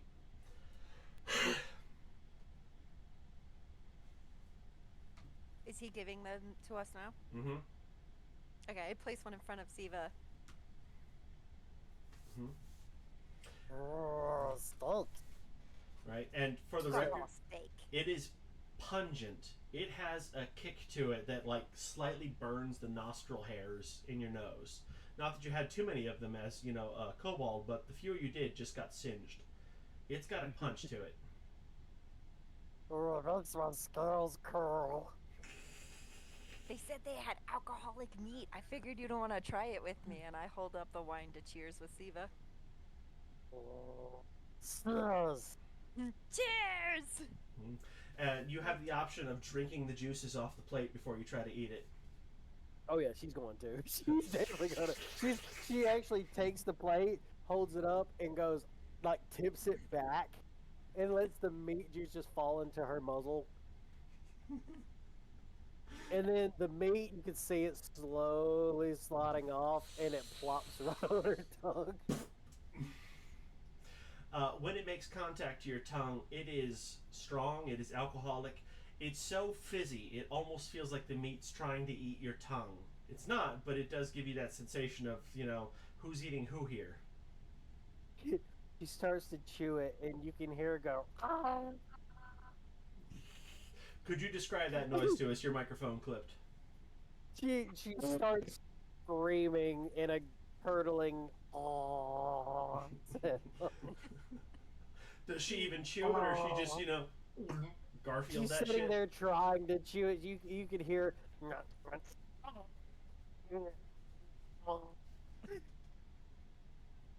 And the deep gnome comes back with cutlery, and he goes, you know, we've got, you know, different wares of coins, and he hands out like a fork and a knife to the both of you. Mine and start digging in. This is already mashed up, and you can see like a piece of gristle hanging out the side of her mouth. It's like caught on her teeth. And she's, "Aw." Picturing that, like her eyes are in like completely different Spread directions. out, yeah, different Just- directions. She's trying to disassociate while she eats this. And she's thinking it's literally melting her tongue off.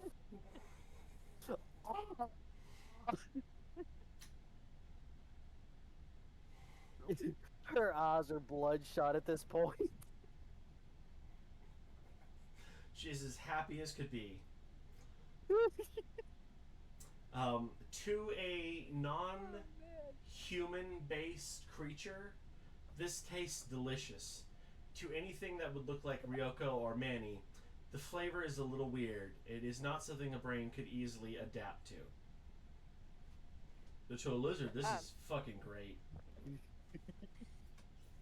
Ryoko just focuses on the fact that it's alcoholic and just continues to enjoy it as such. And just imagine her just trying to shoot that. She is. Her little ears are like kind of like going a little wonky every time she takes a bite. Just Ash is moving a bit away from that table, both from the sounds and the smells and the sights. They're gonna move a little further. I'm assuming this is like an out. Yeah. Are we? Yeah, basically, Okay. there's kind of a bar set into a wall where the guy comes and gets shit, and then there's kind of outdoor patio sort of situation with some tables and chairs out and out. So as they're a little more outside, Ash is gonna go ahead and look around, taking note of some of the drow and the drow features that they're seeing. Not really staring at anyone, but Not direct contact. yeah, Casing. kind of, yeah. She's casing the joint. I'm gonna guess, as your DM here, that you are trying to decipher the concept of your message that you received earlier, and if anyone potentially could line up with that vague description. Part of it. That's part of it.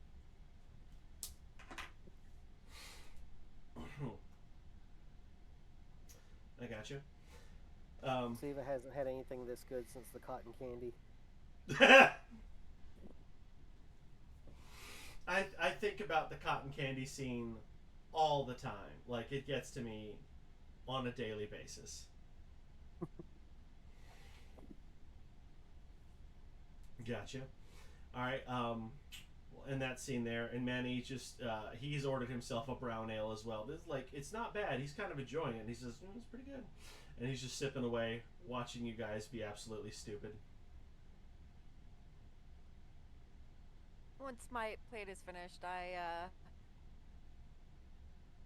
to think of the word. I can't think of words today. Sloppily walk over to Manny and put my arm Siva over his licks shoulder. whatever juice is on her plate off with her tongue. There's a lot of juice. I hate mainly the meat. So she's like, you hear her just slurping it with her little tongue going like this. Can reptiles do like the?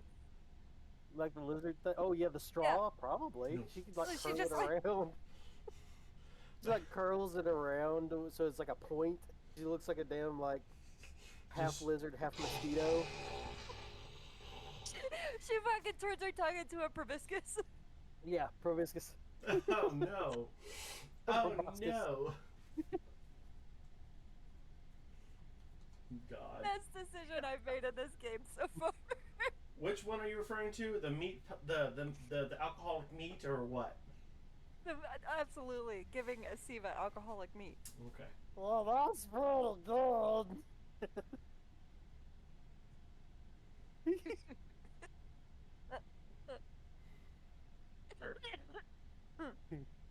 I'm actually crying. My cheeks hurt. I haven't laughed this hard in a long time. See, that's my favorite D&D game, is where you're in pain, you're laughing so hard.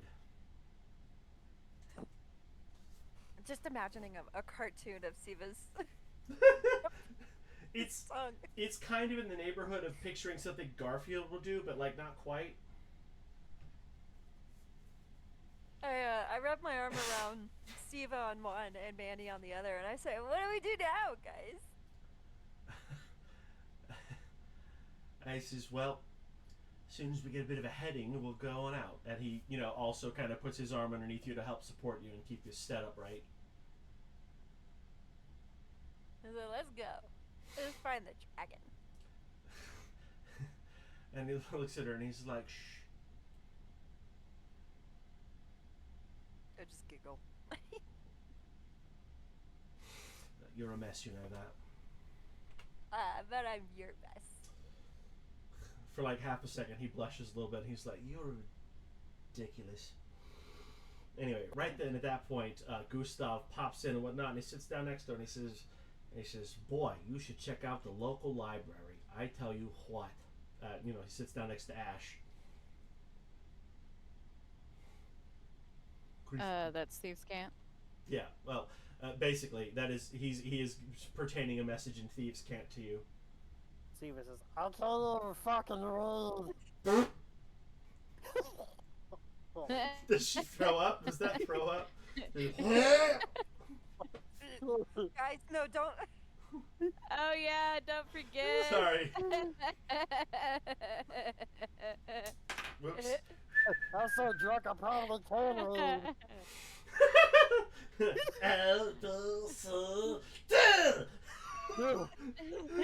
I can probably count the room. Oh Lord. I got you. So again, Gustav sits down next to you, and he's just like he kind of leans in. He knows nobody else is listening at this point. He's just like, "Did you ask any questions while you were in there? Because I fucking did." Kristen, I can't hear you. I just started speaking when Oh. you started speaking. Sorry. I didn't know what to ask. Other than how to find our way to the eye. Right, and that is very important, and we are clearly going to do that. But basically, it's not so much a hit, but there's been this character for the past apparently 15 years who has popped up, caused an incredibly large amount of mayhem, blown some things up, and has been generally a criminal to the Seven Kingdoms. And they have made a resurgence lately. And so at this point, all eyes are on deck. If you see anything that matches the description of this beefy flamethrower monster person, we're supposed to report back, just so as you know. And like I'm not saying we's gonna encounter him or nothing like that, but like if we do, that's what we do next. All right. So apparently, this nom de plume that go by, the Blue Demon, he whispers kind of close to you. Has been a wanted individual for a while. Identity unknown. General description between 4 feet and 7 feet. They just know that this thing has gone through camps by itself, obliterated some baddies, and nobody's ever figured out who they are. But apparently, again, a sighting happened a couple weeks ago. That's all they know. 4 to 7 feet is quite a range. Exactly. Here's the problem. Survivors are really good at giving details. This tells me there was virtually none. Either that or maybe there's more than one. Listen, anything's possible. The details that we have on this is next to nothing, non-existent. So it's not a direct order, it's a general order. We can fill any gaps in, we fill in a gap. That's the other job. But yeah, we do need to go make some haste northerly. Do you know? Well then, after these two, and she's going to point towards Ryoko and Siva, get done with that, maybe we head on. Right, yeah, let's gear up, mount up, rest up and all that, and stuff, and get the hell out of here. Alright, Hey, I'll be right back, guys. okay. And then it was 2. I'm back anyway. Oh, Oh, okay. We're swapping. I've been, Hey, back for, good. I've been back for 10 minutes. I've just been amused by Ziva's. Right? Like, who needs the rest of us? Lord. Let's just watch Siva be stupid all day. I mean, your meat chugging is impressive and You know flirtatious. what? You guys, keep a secret. There's an even worse deadly alcohol here. I haven't told her about it. You know what'll happen if she knows. Yep. That's meta knowledge. Shh. Anyway, so Ashura, you've stepped into the bar. You have the opportunity to join conversation or do nothing. It's your call. What do you do next?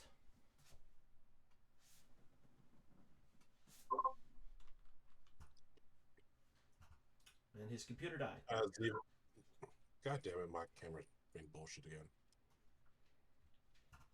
That's why I don't play with one. Fair, fair.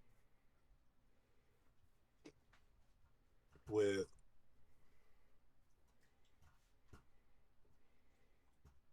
seeing Ash and Ziva walking to the bar, Ziva immediately enjoying the questionable. Because apparently everyone else can hear me. Do you hear me? Kristen. Okay. One ear listening to Ziva's intoxicated, meat guzzling antics. No. That would be more appropriate for a certain wandering minstrel show called OnlyFans. Sign up to see my hooves. Ashura is just sitting there towards the edge, just deep in thought about what Weaponsmith Drow was telling him. It's like not really, just more disassociating, like trying to piece back his memory, getting frustrated that he remembers the pain running through here, but not the terror that the Drow told him about, where she talked to him and he just took off running. Like that makes sense if he was in a state of, you know, Chaos, disarray, pain. chaos, altered mental state, Mm-hmm. but also what caused that mental state. Mm-hmm. Too long, didn't read, nothing real to contribute, just drinking to unlock memories. Aren't we all?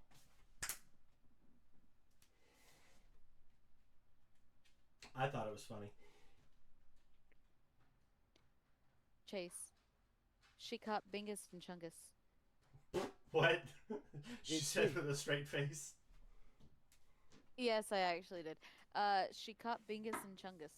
Oh my god. She's taking them up to the shop. There's these two little stray kittens, feral. One is super round, the other has no brain cells, so I have named them Bingus and Chungus. I feel that's appropriate.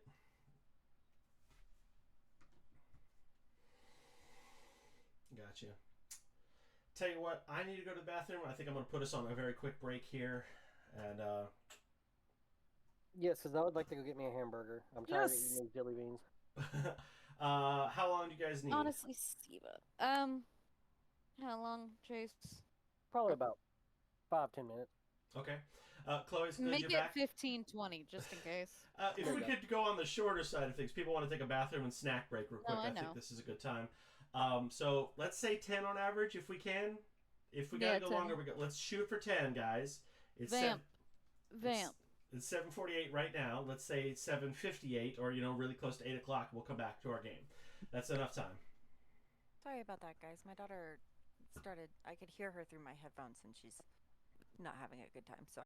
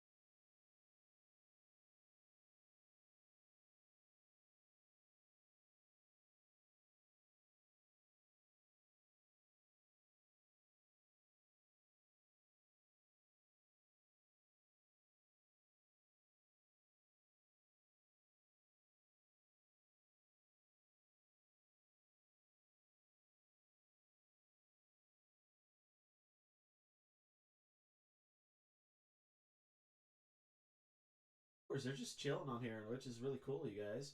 It's not a lot, but you know, we are happy you are still here with us. DeAndre needed to take a break, some personal things for his life. He's a little busy tonight, but he's offered my ability to pretend to be him for the rest of the evening. But we're not going to do too much. We're just going to have a little role playing and a chill night. Some goofy silliness, and you know, if I was a betting man, I'd say Siva's probably going to say something stupid, probably eat something gross, and probably make somebody else get sick. I don't know in what order, but I bet you I'm right. Honestly, yeah, I was about to say you got the things down, but I'm not sure you got quite the right order. I'm not sure which way it's going to go down, but I'm sure those 3 events will happen tonight. We'll call it the Siva pool. Also, because my teammates made me feel weird, if you're watching this and you lick your chips, please comment so below. It's not that deep. I wouldn't have cared. Like, you're making a big deal out of it. Chloe just is, like, talking to her husband off screen. You're just like, I lick my chips, what? And we're like, okay. You gotta know Normal thing to when do. to hold 'em. Know when to fold 'em. Know when hold to 'em. lick your chips. No! Know when to not. Alrighty. Listen, trying to engage our watchers, there's nothing wrong with that. It's like Siva over there licking every chip before she puts it back in the bowl. Hey, Levi, click that. What? Clip that. Oh. The song. Sure.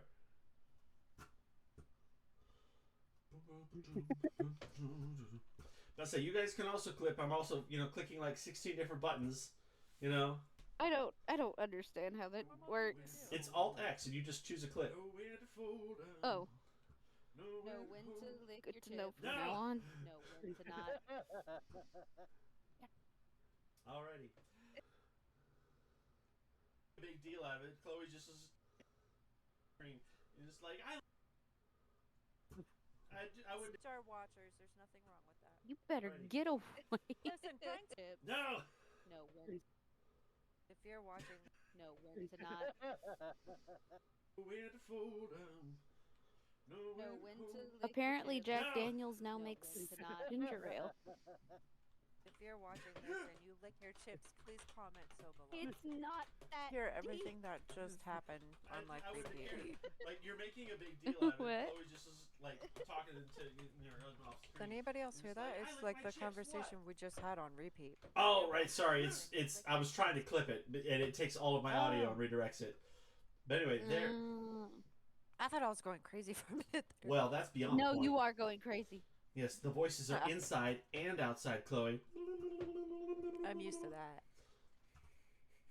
All right, Kristen. There you go. Clipped. Sweet.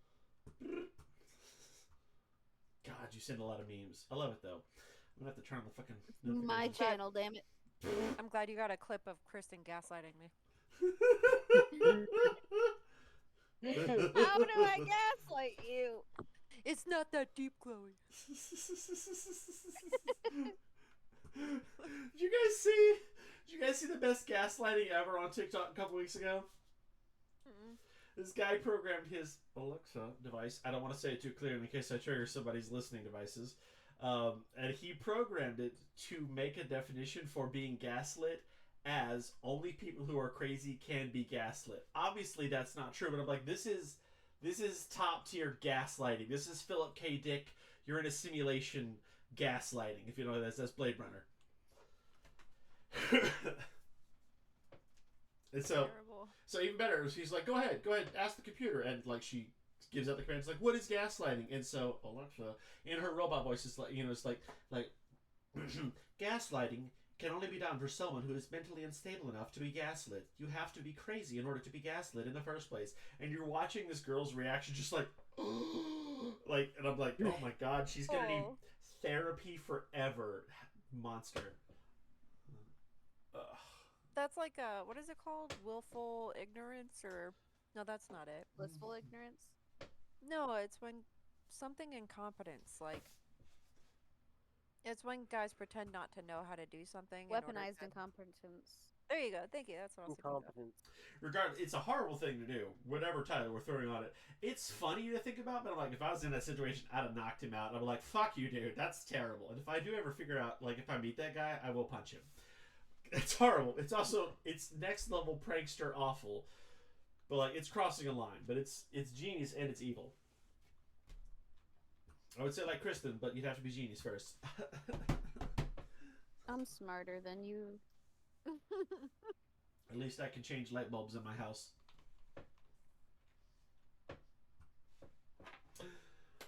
Anyway. Alright, so we are in the game. We are playing the game. We are here. We are there. Let's see. We can see Ashura brooding over in the corner of the game, doing some stuff, sipping his beer, thinking about life and all that other shit. 42. Dab on it. And let's see, Gustav and Ash Sunbane had their little conversation, and Siva's up there enjoying meat alcohol. At this time, a bell goes off in the village. You know, boom, boom, boom. And everybody there stops for a second, and they grab a little item, and they pull it out, and they click it real fast, and they put it back in their jacket. And they all kind of notice that you guys aren't doing the same. And the deep gnome over at the bar goes, says, you boys not properly defended around here, are you? I look at him and I say no, but you feel free to offer me some defense. Well, you're fine in the confines of the building here, especially with all of us, but it is a, how was going to say it, a mind blocker. Oh no. Ash is gonna look over at Siva, just with her eyes, and go, well, I don't think that'll be an issue for one of us. Ryoko's pretty fucking hammered, so I don't think she could think a straight sentence if she wanted to. And you guys are good here, but I will also just ad-lib for you. At this time, Siva has a pool of the juice and is just making bubbles in it. Oh yeah. So Siva's gonna look over to Ash, or not Ash, Ryoko, and she's gonna say, "Oh, could you scratch my back for me?"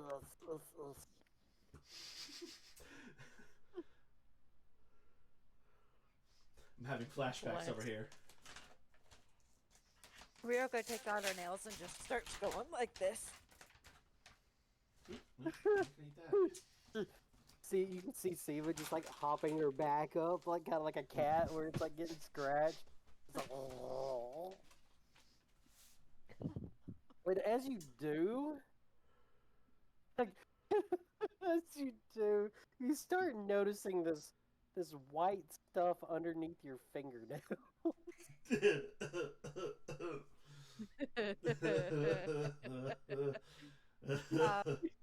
You start seeing this white stuff. It looks like little snowflakes falling everywhere in the air. I've heard of dragon scales, but this is ridiculous. Because of how drunk Ryoko is, she's just gonna go, oh, you create snow! And she scratches harder. Siva. Ash is sitting over there looking far away. Siva just kind of leans back and her eyes are like cross-eyed out. And then all of a sudden you see her look up and she notices what it is and slings her tongue out and grabs a piece and starts chewing on it. Oh, that's why I've been so itchy I shouldn't. Siva, I'm gonna need you to roll a Constitution saving throw.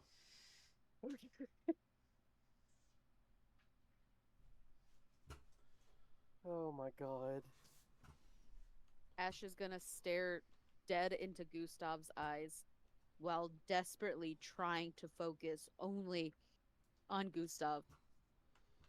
There is not enough liquor to deal with this. Ryoko's scratching harder because she knows that like some reptiles get in pain if they can't shed properly, and she just wants to help. And she's so sloshed, she keeps thinking that Siva is It's literally a a wizard. 21. Well, Jesus Christ. that's good. You take no damage because she's got stronger fingernails than a standard human would have, and they potentially could have hurt you. But you're good. It feels great. You're just,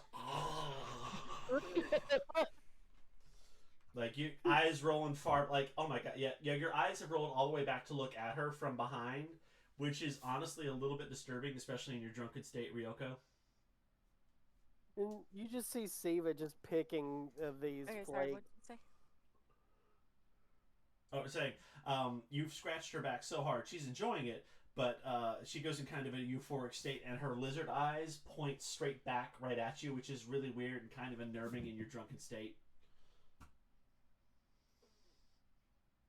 For a minute, I'm just kind of like, that's a little weird, Siva. Response? I can handle most of your stuff, but that's kind of freaking me out. Can you put your eyes forward again? Your tongue's just like, oh. Get out the sun. Just, and the eyes look back forward again. At this time, the drow woman who's been to the right of Manny kind of sidles up next to him. And don't want to miss this here. Oh, wait, babe. Can you grab me another kombucha, please? Sorry, I'm here. I'm listening. Gotcha. So at this time, being the drow woman to the right of Manny kind of steps up to him and leans in a little bit, and she has kind of, we'll call it a hungry look in her eyes. She looks at him and takes a deep breath inwards in almost a sniffing kind of manner. And she's a drow. This is kind of unusual for them to be sniffing like that, but they do have a strong sense of smell. And she looks right at Manny, again in a flirtatious manner. She just goes, I wonder if you taste as good as you smell. And Manny becomes very physically, awkwardly uncomfortable. He says, well, you see, well, that is, you know what? And he kind of steps over to the side a little bit. Ryoko hears this, and she walks directly over to Manny and stands in between her and the drow. And she goes, I can give you something good to smell if that's what you're looking for. She looks you up and down, and with the combination of height between your ears and whatnot, she goes, not quite my type. Perhaps another night. And she looks back at Manny and kind of winks at him. And she proceeds to leave the bar. Thank you, honey. Ryoko looks over at Manny with the meanest stink eye that she can muster. And storms off.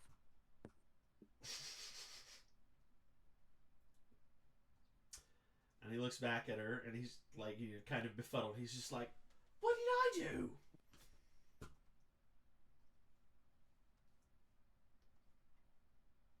Ryoko goes out into the main little, whatever this area is. That's water? Over here? No. It's all ground. Okay. She sits in front of that weird little note thing that's on that decrepit building. Mm-hmm. And he steps out. And he comes and follows you, and he's just like, hey, listen. That's my problem back there. What is your deal? She looks at him and she says, well, obviously you couldn't figure it out, so, why don't you just walk away? Because she's pretty sloshed and she can't make any, sense. As you are kind of step away and whatnot, he snatches out and grabs you by the hand and turns around and he goes, hey, you're in no condition to be walking off by yourself. He kind of doesn't know what to say at this point there because he can't really put his finger on exactly what the problem is. He says, I don't like when someone talks to me like that. But there's no reason for you to be upset with me about it. She looks at him and she has like a mixture of emotions on her face, like she can't quite pick which one she wants to go with. So she just sighs and she says, "I can take care of myself." And he says, "Of course you can. No one's saying you're not physically capable. And oh, heavens knows, but don't don't disappear into the underdark. It, we have to stick together." She just like pissedly goes like this. Whatever. Like a drunken teenager. I was about to say she slipped back into about 15-year-old Yep, like she's been drunk for the first time in in her the life. forest And at this with point, a bottle of what's that shitty ass $2 liquor? Poor Loco. No, the glass jar. Oh, oh shit! I know what you're talking about. Why can't I- Yeah, that one. Yeah, I got you. I got you. shit, I can see it, but I can't think of the fucking name. The one that I looks like can't- a flask.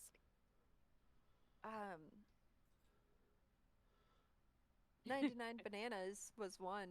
That's a good example. That used to Yeah. fuck me up. So, you're very sloshed. You're very mad about something Bootleg. or whatnot. Bootleg, yes. Sorry. I gotcha. You're very sloshed, and you're mad at him for some reason. He's really just not getting the picture, but he knows that you need help, and he has, handled you before in the past. He'll handle you again. And he says, "I don't know what it is, but we're gonna see this through." And he grabs you, and he picks you up, and he carries you, in his arms at this point. To the point where you could pass out if you needed to or wanted to or whatever, but he's got you, and he's going to find some place to set you down and wait this through until you're sober. Ryoko is on the verge of passing out. I thought she was going Pokemon mode for a second. Just saying. She's Ryoko. It's like, my fucking knee! Ow! That's my knee! You have to, you prick. I love that bit. I do too. But he picks you up and he's got you there and he's looking for like a bench or something to sit you down on and get you a cup of water or something because you've had a lot. This is the first time that Ryoko drank more alcohol than she could handle. Gotcha. A one alcoholic steak too many, huh?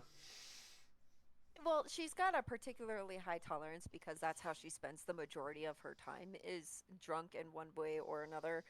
But this is the first time that she actually got to a point where it was too bad, and it was because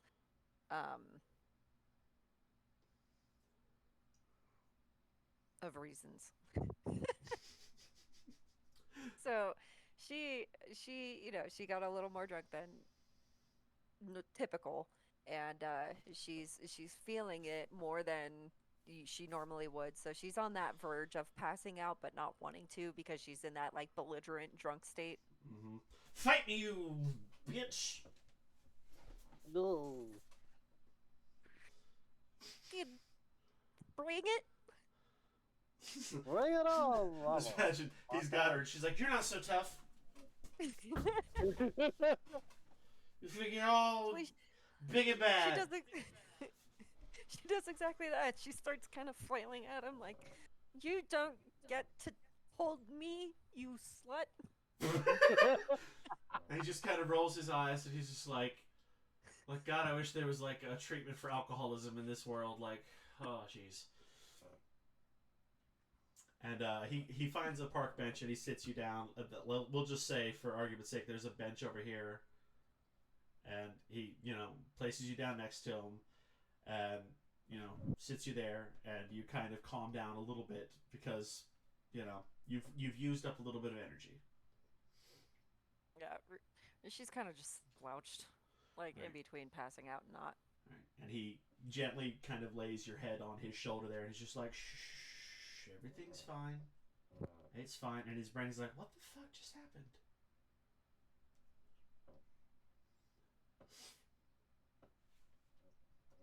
She Under her breath, she goes, "You're the worst."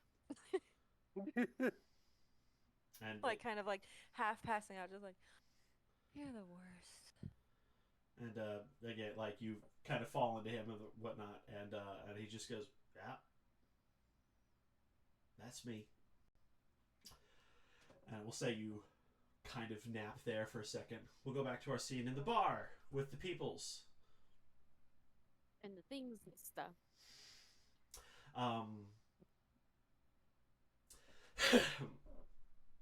At this point, the bartender looks to the rest of the group that's in there, and he's like, "You shouldn't have gone out there. Not a good idea right now."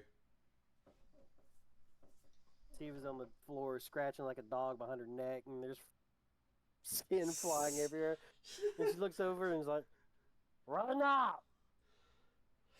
With that, Ash is gonna like push herself up from the table with both hands and go, "I will look for them." And he looks at you and he goes, "I wouldn't go out there as well. Not like one of these." And he grabs the kind of little sort of rose-looking emblem that's kind of blinking. And he looks around there and he says, "I'll probably be fine in here." He says, "You bring this back within the hour." And he throws it at you. Okay. And I'd say roll for Arcana check. Anna? Arcana, yeah.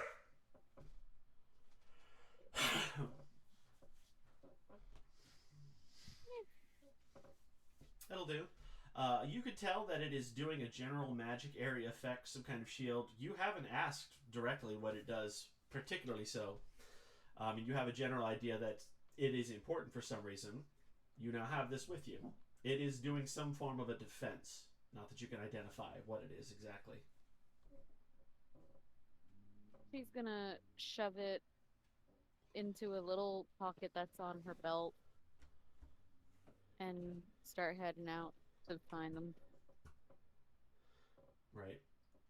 And you see the park bench where Manny's there and Ryoko is, kind of drunk and whatnot. And he looks at you and he says, "Could you possibly get a glass of water or something, or watch her and I'll get one, or something like that?" We need to get back to the bar. And he looks up and he realizes, he goes, "Oh, you're right about that." At this time being, a series of intellect devourers pop up. Excuse me. From the northern side of the map. And it suddenly clicks in your head, there may have been a good reason everybody said don't go outside. Otherwise something bad might happen. And Manny quickly grabs Ryoko and picks her up, and he's like, "Let's go," and starts walking back towards the bar. He's not 100% sure about everything as well, but he's piecing it together that the things that everybody had were potentially important and related to what's going on here. So he starts making his way inside with her while trying to keep his mind nullified. She's perfectly fine because She's out. She's blazed, fam. No thoughts. Ash will go ahead and give the guy his jewelry back. Gotcha. Clicky thing. Right, so you all step in there, and as this proceeds to happen, little dudes kind of waddling around, kind of the way you would see ducks, kind of look like they're pointing their brains towards something, looking for something, just generally finding nothing. And for whatever reason, everybody's able to go about their day like nothing's happening, which is in itself weird, but seems to be just fine. I was about to say, you should go move yourself. For whatever, again, it's all confusing, but it must be related. These people must have devised a way to protect their ability to detect things, and they pass on.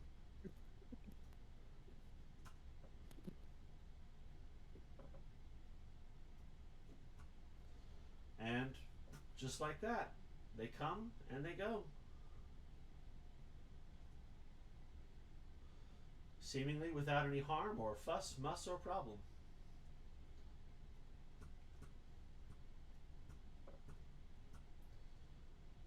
And they're gone.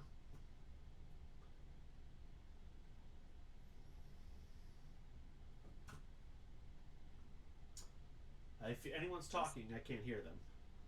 That's not weird at all. Mm-mm. Mm-mm, you said? Sorry, I had to refresh because my... Okay, it's good. And My screen did a wonky. did a fucky wuck? Mm-hmm.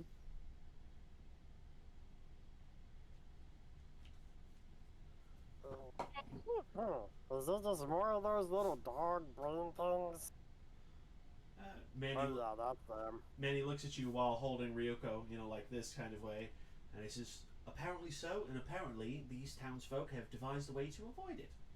Brilliant. Yeah. With his arms full and whatnot, and he's looking for a chair to, put her down in gently, and he looks at the barkeep, and he makes a motion for water, and he's like, more ale, because no, water.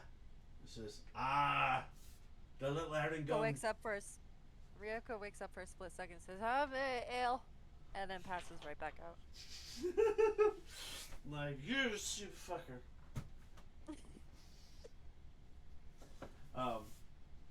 And he goes, right. You're a bastard. He goes, right, our finest ale. And he winks back at Manny, and he goes to pouring water. Nice, chilly, crisp water. And it gets passed over to, him, to you, and whatnot. And he's, he's just, and Manny says to you, he's like, oh, they poured a nice strong one for you. It's clearly water, but you're too drunk to fucking know. Ryoko takes it and just, haphazardly tries to drink the whole thing in one go. Drowning herself halfway through it. Yeah. He chuckles a little bit, just realizing how ridiculous you look with your bunny ears soaked. Some of it went in your mouth to drink and whatnot. And, some of it did not there. At this point, he's, got his hand on your shoulder kind of thing. She's like, right, a little bit better. We're just going to sit here for a minute. Ash, she says. And Manny looks at Ash and kind of like, yes. Got it. Would you like another ale? No, boys. Ash, come here. Okay. Manny hears the words, no boys. He goes, all right. He says, if you can, try to get more ale in her, as in, hinting that it's water.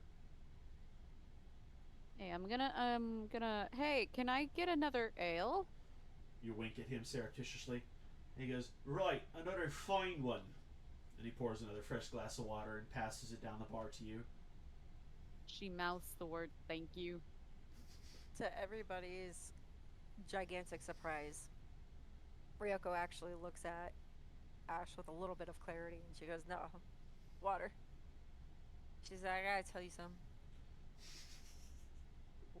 You want water?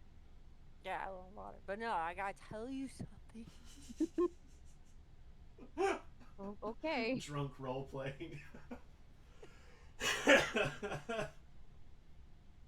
She's gonna hand back the mug and go, I'm sorry about the ale. Can I get some water? And he goes, right, of course. Good to dry up in these trying times. And he kind of puts the mug down below and brings it right back up. Fresh water.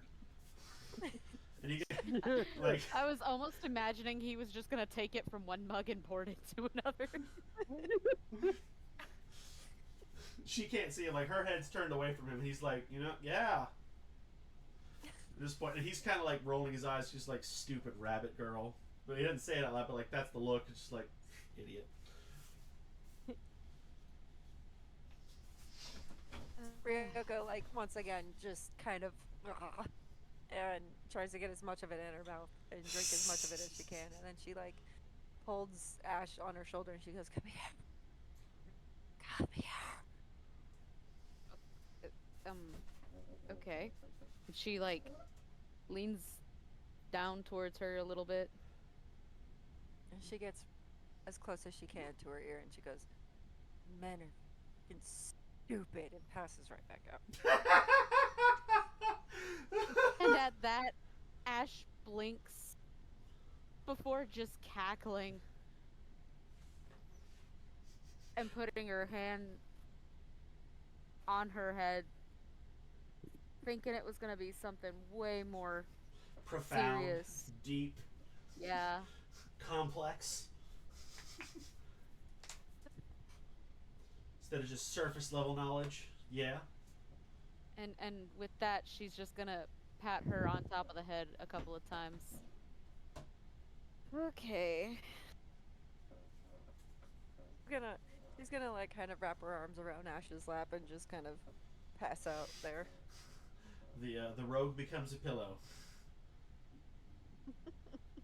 It's very Always Sunny in Philadelphia. We had like the gang makes the rogue into a pillow.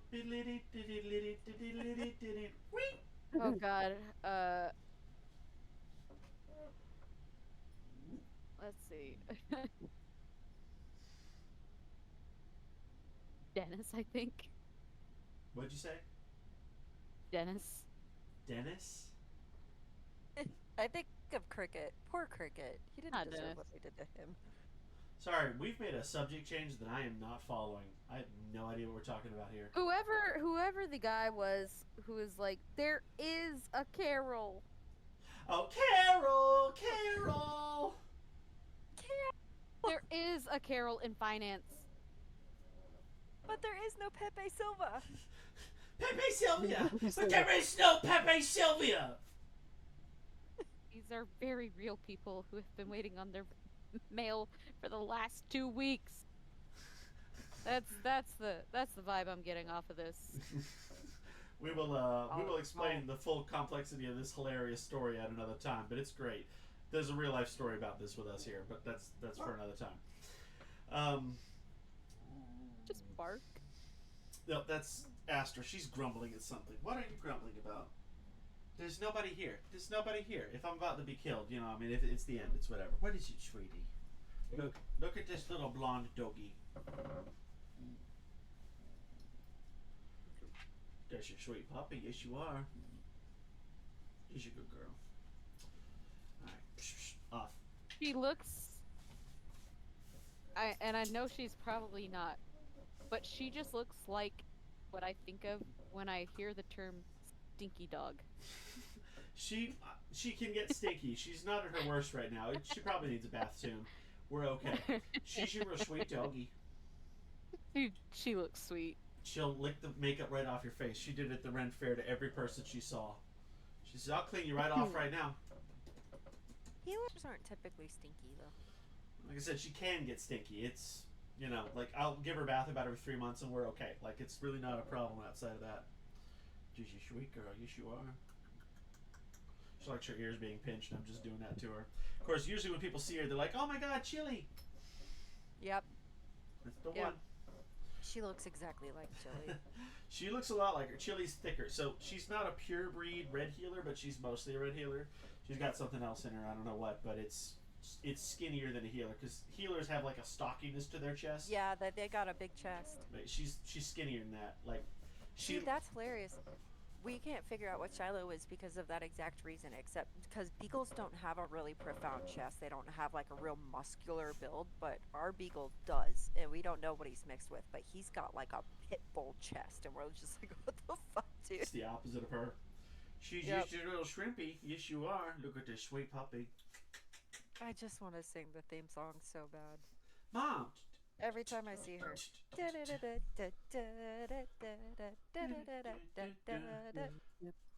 I don't know if you guys have seen it, but her eyeliner on her right eye is so fucking sharp. Makes me so angry. What? Her eyeliner? Yeah, the last time you showed me, I was like, fuck off, dude. I can't grow eyebrows, but this dog can have eyeliner. She has legitimate eyeliner. It's kind of weird. It's annoying. It's a sweet puppy. Yes, you are. She's like, "You've been playing all night. Pay attention to me." Okay.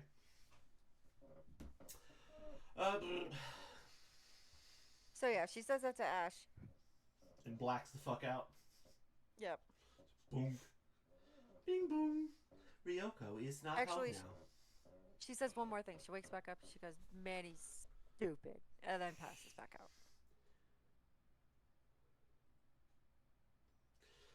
Alright, and Manny kind of sees you black out, and it all clicks in his head. He's like, we're gonna have to spend the night here, aren't we?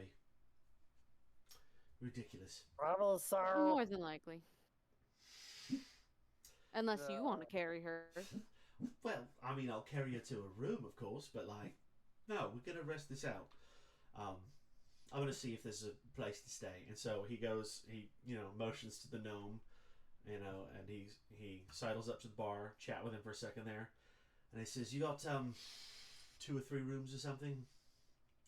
And the gnome responds back to him, and he says, "Yeah, we got a few upstairs. We should be fine. It's 10 coppers a night, or 1 silver if you prefer." And he says, "All right." And he sidles up to the bar and he just starts paying the tab. Ching, ching, ching, ching, ching. And it says 2 per room. Should be all right. And so Manny goes to pick up Ryoko and looks at Ash and says, "If you could help get her ready for, restful evening, appreciate that.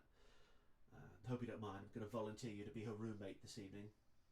Be, Fine with me. inappropriate otherwise." And he proceeds to carry the blacked out Ryoko upstairs. Looks back at everybody else, Siva and all that stuff there. Where am I sleeping? We can. Ryoko wakes up for a second and goes, Siva. And then passes back. You'll Well, at least she knows our names. right. It is a good thing. Sometimes it's not.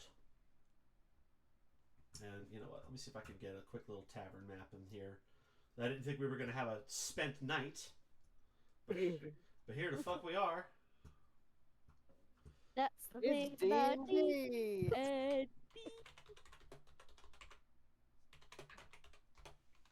Oh my god, it's going to turn into a beach episode real quick. It's just background filler. By the way, you'll wake up the next morning when we get to play again. We haven't even gone to bed. I know it, but I'm telling you, this is going to be great. So I'm going Wait. to just go ahead and send this in here for next time. Wait, can we just fast forward to waking up? Do we have to end the game? Oh, Well, we agreed. We weren't ending it. I'm just going to the next scene. yeah, Okay. he's going to the next scene. I might have started crying because this is the only thing that genuinely gets me through my days. I've been hella depressed, and this is the only thing I have to look forward I'm to. aware, and I wasn't ending it. I'm just literally making the next chapter. That's all. Okay. Your character is drunk, therefore we cannot proceed. Yeah, like we could do something, but now you're too fucked up. She wakes up nice and happy the next morning. She has to sleep it off, for sure. And everything's fine. Do what?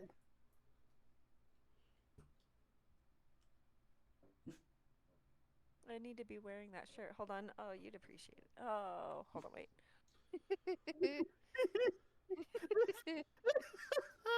This is Siva right now, like right now.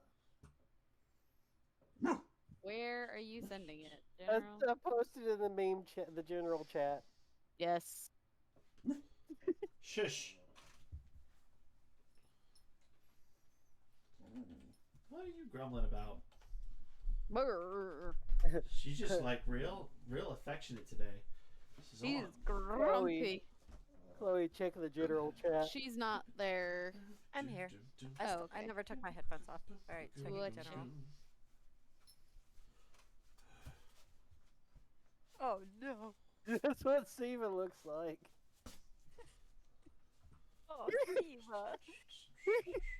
Except the back is all tattered. Yeah, except the back of it's like all tattered, so it looks like there's like someone took scissors and just scraped up the whole back. It's like her hoodie is just torn to hell and back.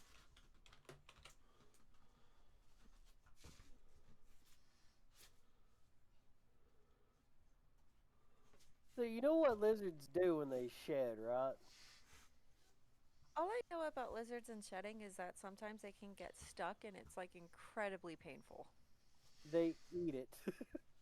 Oh, that too, yes. Yeah, they eat it. So it's like Siva beef jerky. Just find her just. There's a TikTok of this creator who draws like cartoon animals, but it's like fun facts about these animals and he does like a scene based off of it. Like Mhm. for example, there's one with like axolotls and the fun fact is axolotls can regrow their gills, tails, arms, legs, heart, and even their brain within a few weeks of it being damaged. So it's like the cartoon is of like an axolotl family, and the little girl found a pair of There's scissors scissors and started cutting their. to cut her like her gills, her frills, and then like you just hear like a baby in the background, and He has no Mom's like, arms and legs. yes. I've seen that one. Have you? Oh. Please follow him, dude. My husband and I like quote that stupid fucking show. So like, there's this one. It's like Patrick. It's like a bat eating a bunch of gum because it's like, Patrick. yeah, fun facts And- about seagulls. Yeah, Sees Have him. a pair of class. Patrick, do you have enough for the rest of the class? And he starts throwing it in his mouth. And you just hear, sees him. Sees him. My husband and I quote sees him so often. Oh, the fucking frogs. Where he's Dude, like, do I? The platypus one is the one that got me. Oh, is that bad? What does blue mean? What does blue mean? Wait, is blue bad? Wait, what does blue mean? Incoherent sobbing. Ah!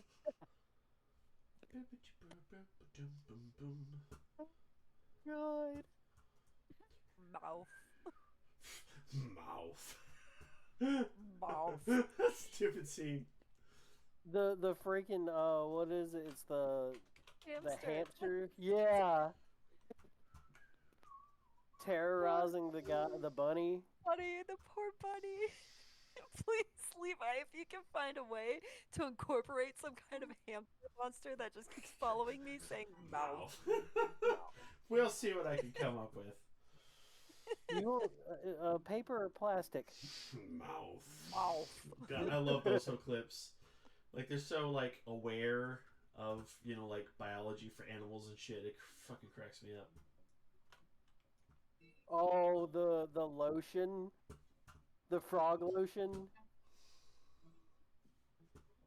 where it's the mom and the She mom puts and the little. she puts her lotioned hands on the kid. Oh yeah, or she's in the grocery store and she's would you like to try a sample of our hand lotion? He try it. He's like, oh, This is this all is from very Gary." nice. And then he opens up the door and it's Gary. Hey Jerry, how you doing? Oh, another Day, Another another day, another dollar. I love that channel so much, dude. It makes me so happy. Oh, I laugh at it every fucking time. The all the bat ones. Oh, the possum one. Have you Oh seen the cuckoo one yet? no, but did you see the possum one where it's like, yeah, my dad's really great at playing dead. And You it's should just- you should see my dad. His His jaw falls dad's off. up in the chair. Classic dad.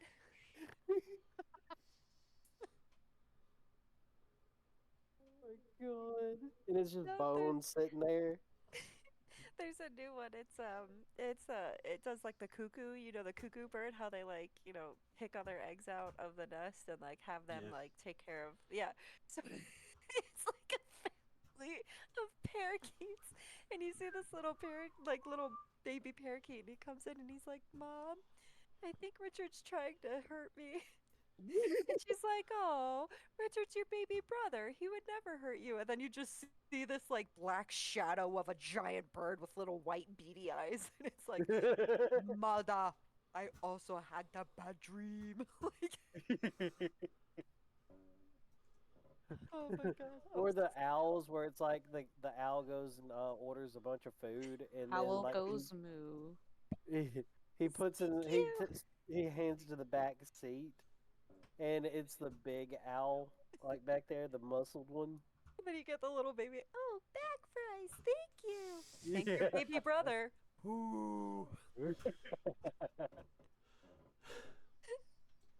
I want them to do one about a platypus. I feel like it would just be so fucking funny. Oh, good. All right, so I have Oh, prepared a they're map. awesome. Forget the fact that it's green on the outside. The layout's exactly what I was hoping for. Other than that, so here we are. I believe did I get everybody? I think I did. 2, 3, 4, 5, 6. Yep. So we're all there, and Manny goes to unlock the first door that's there because he's got Ryoko, and he goes to proceed to put her down, and he kind of looks back at you, Ash. You know, as in like this one. Oops. Hold on. Let me exit the game. She does the whole flailing thing and she goes, Sifa.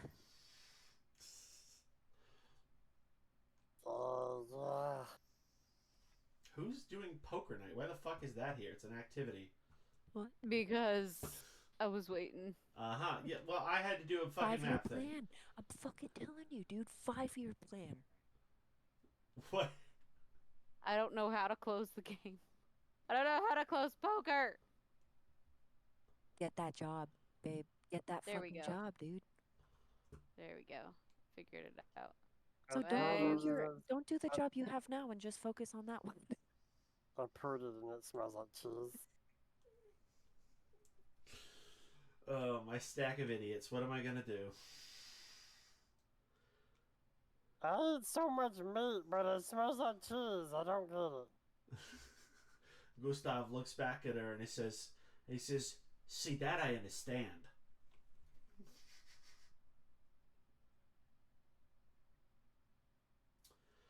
Alright, so to get back into the game a little bit there, Manny takes you and gently places you down on the bed there and starts to, put a cover over your legs and whatnot. Lays you down and it says, and he grabs your hand for a second there and puts his other hand on your forehead to feel, make sure that you're not sick or anything or too hot or something, whatnot. And it's just like, when you feel a bit better, we're going to have a bit of talk about overdoing it and whatever else in the world is bothering you. And he squeezes. She's like half in, half out. You bother me. Oblivious. And he has this moment where he looks like he's regretful, but trying to be a proper gentleman about things, because that's kind of his nature. And he squeezes your hand, and he says, you bother me plenty, alright? And for like just one moment there, you see kind of, there's a deeper care beneath his eyes there. As like I said, he pets your head gently once, and he pushes you down just a little bit. And he says, you sleep this off.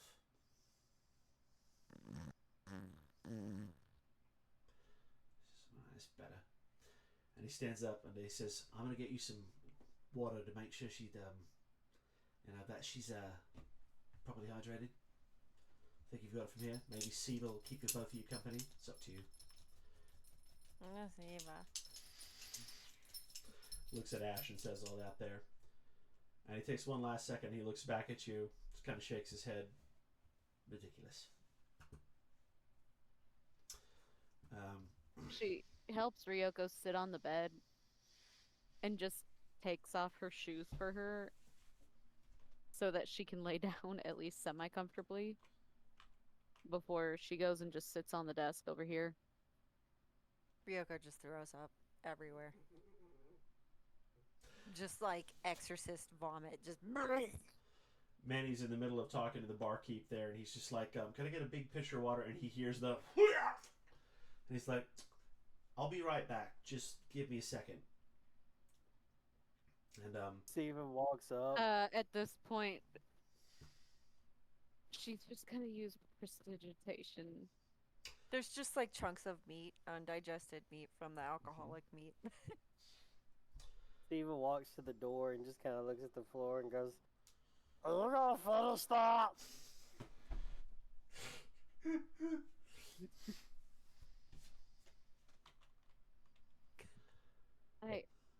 I'm pretty gross, but it kind of looks pretty good.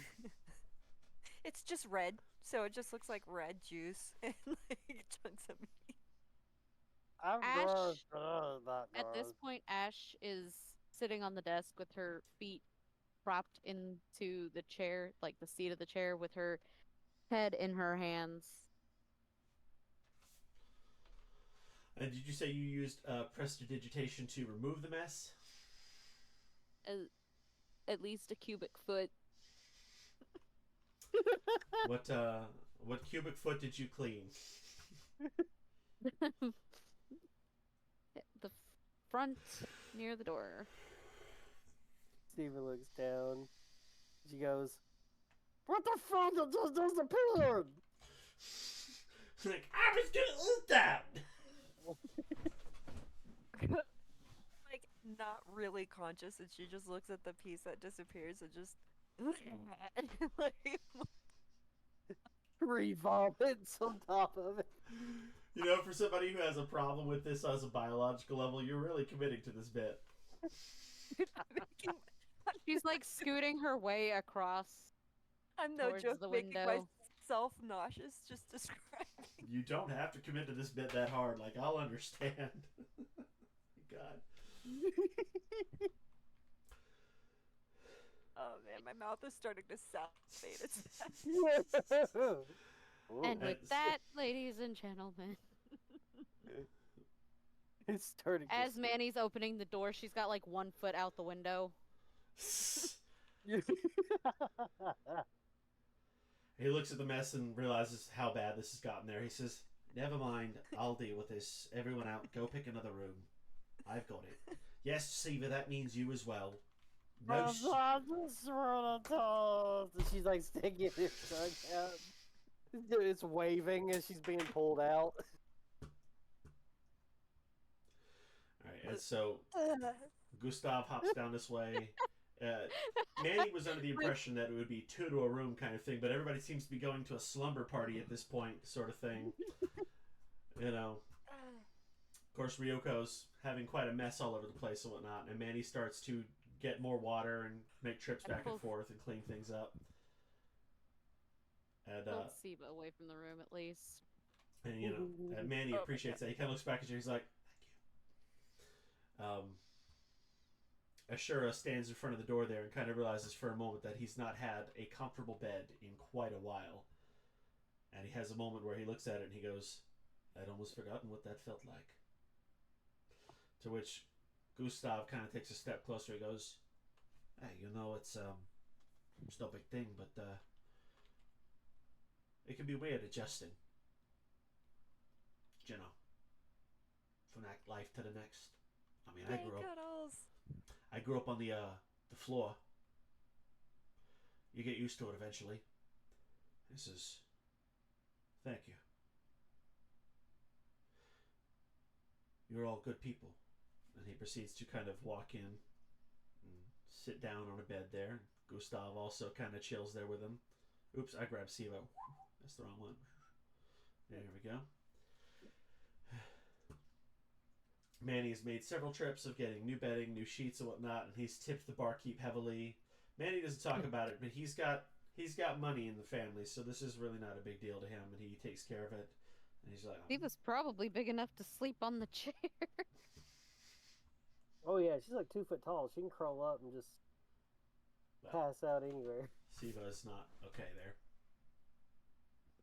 And at this point, Manny was going to have the talk later, but I'm assuming Ryoko is sobering up just a little bit at this point there, and he's cleaned her up and helped get her, you know, to clean her clothes and use some magic and whatnot and this and that. And he yeah, sits, she's kind of just sitting like in the corner. mm-hmm. And Ash comes Going through, like this. opens the window completely.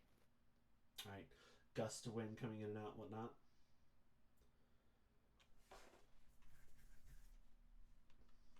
And with prestidigitation, you can create an odor.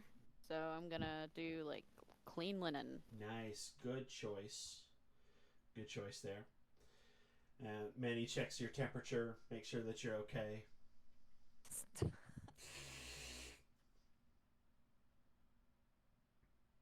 Oh. What would you? It's been like an hour at this point. Are you sobering up or are you blacked out? Like it's your call. Oh no, I'm like 60% sober because I mean, in real life, whenever I'm drinking too much and I vomit, I like pretty much instantly sober up. Well, you seem to not be getting sober earlier. I didn't throw up yet.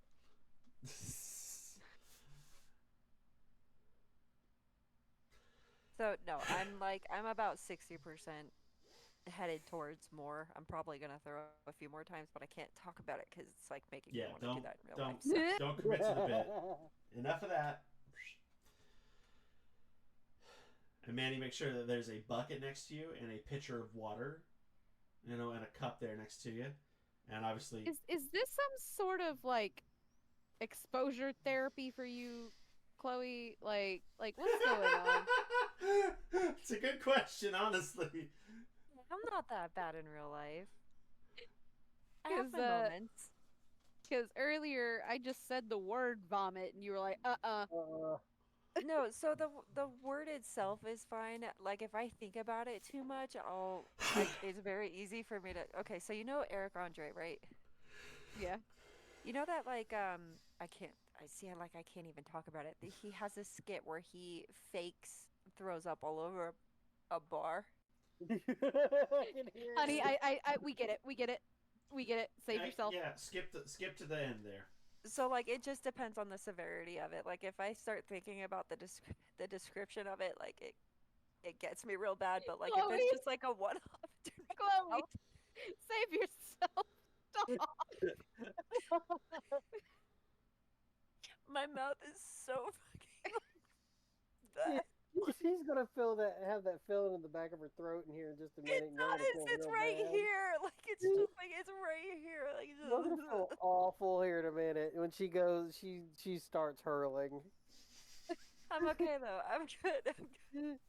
Chloe, if you end up vomiting because you're describing it, I'm gonna be mad.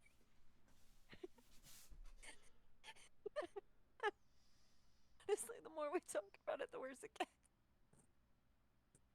We're not even fucking talking about it. You're the one You keep bringing it up. Like you're still bringing it up. Your character keeps doing it. Something's about to come up if she don't stop. Oh my god. I have to drink my water to like try and push it back down. Yeah, that's how that works. Yeah. It's gonna get stuck in her throat here in a minute. And Oh, stop saying that because I can feel it, and every time you say it, it makes me like focus on it. I'm not saying it. I'm not trying to say it. Maybe anyway, we should move on from this thought experiment that we're all having and stop doing it. Chloe is not a thought. I'm clipping that. So, Chase, I don't think you understand why I find that so funny. I genuinely believe I don't exist outside of the perspective of others. Is that the definition of dehumanization?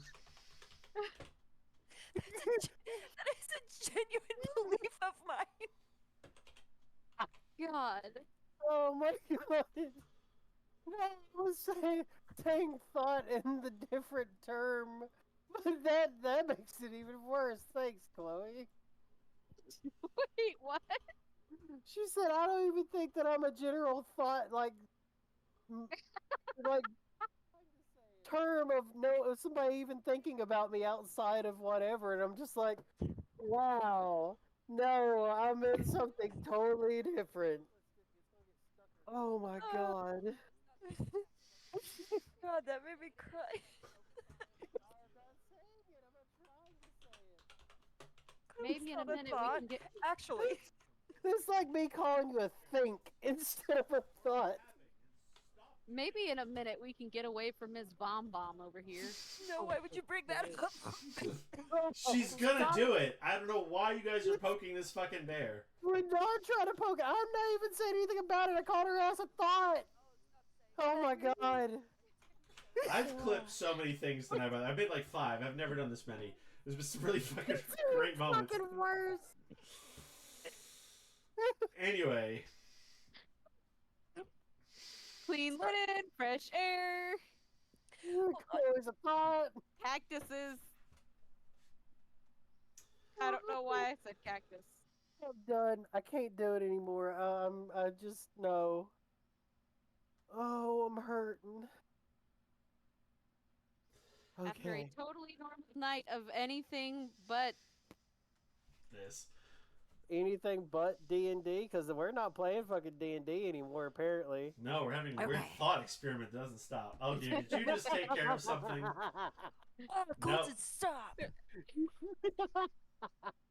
My God. Thought experiment. The smell of mint can help fight that. I've had that issue before, and mint helps me. That's actually what I literally just did. Good. Like I'll get mouthwash and I'll just kind of Ugh. smell it, and it'll help. Like Well, cure it doesn't that. help that my husband's over there cackling and like doing the thing, that thing, and it's making it worse. I'm good now.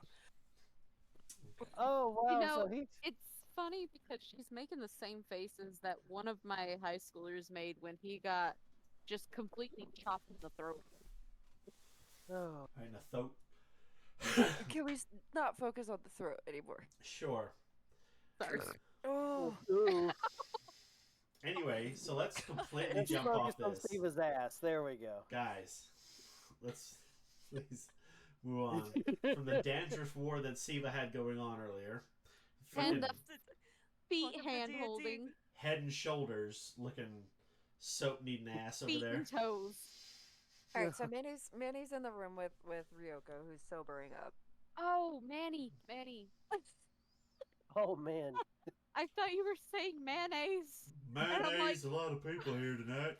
I was like, why are you talking about mayonnaise? Is mayonnaise an instrument? Instrument. No, mayonnaise is not an instrument. Patrick. Oh my So god. Manny once again steps closer to the edge of the bed, sees that you've been taken care of and cleaned up and whatnot and put back together, and he says, "Are you all right?" Ryoko, yeah, that she's actually sobering up, which is something she hasn't been in a long time. She has a bit of a darkened look on her face, and she says, "I'm getting there."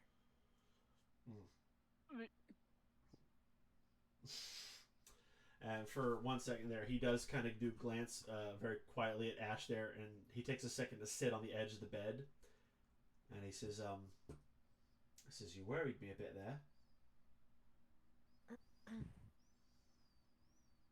Is Ash still in the room, or is she like half out the window, or Last what? I knew, She's she sitting was. on the windowsill. She's generating smells, lovely, happy, clean, linen smells.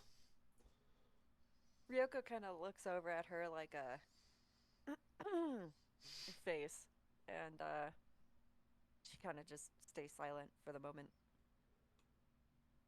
She's gonna do one last like puff of clean linen right here, Good call. Good call. and then she's just gonna leave. If I can move my fucking token. She was like, I can run smells too. Give me a second. Oh, no. Have to do it better.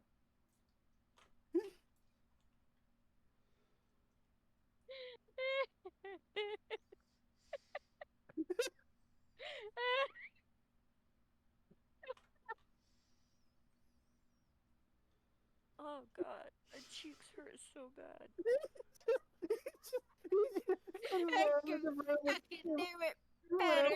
When I'm in the room with Ash, all you hear from the next room over is the most thunderous fart that you've ever heard. So, while this is happening, Manny hears boom. He's just kind of like, "This is my life." She uses thaumaturgy.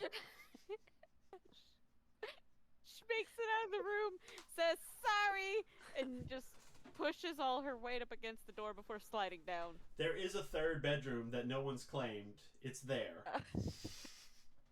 Manny paid for all of it for the whole night. He ordered breakfast service and everything. There was clean linens in the morning, all of it. He's, like I said, he's well off. He went and just paid for everybody's room. He didn't even want to ask for coin. He's just done with it. Ash just sits on the side of the bed. Going over her life choices.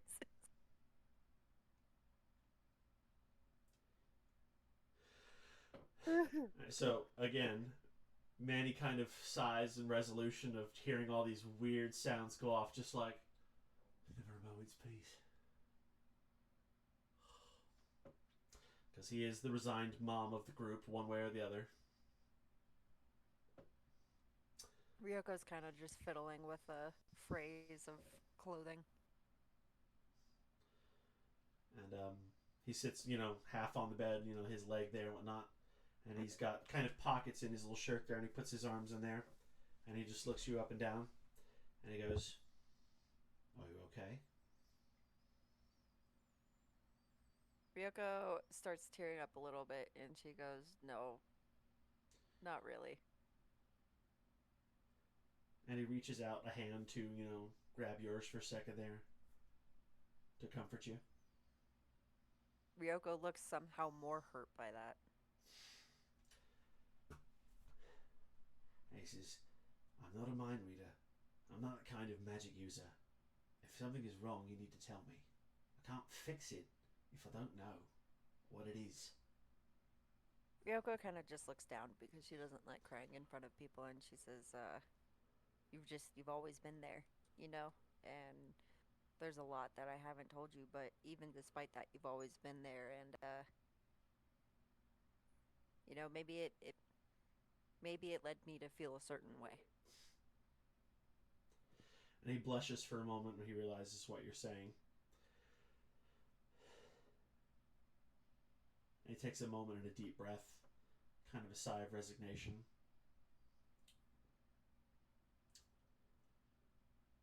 And he generally doesn't really know what to say or react to about that. And he just kind of stops and he goes, "My life has been very, very complicated from the start. There's plenty that you know to know that I'm telling the truth about that. Be that as it may, whatever I would want or try, I don't know if it's a safe place for that sort of thing." Ryoko sighs, and she says, "I get that, but I'd rather say it than never get a chance to say it at all, considering where we're going and what we're doing." He stops and he thinks for a second. He says,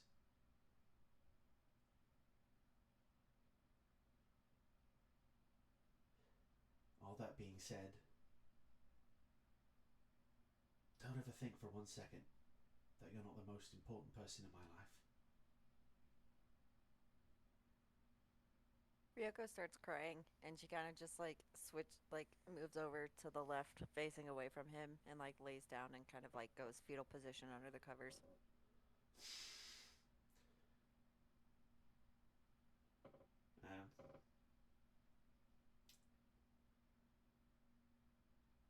He's kind of stunned there, thinking he once again doesn't know what to do.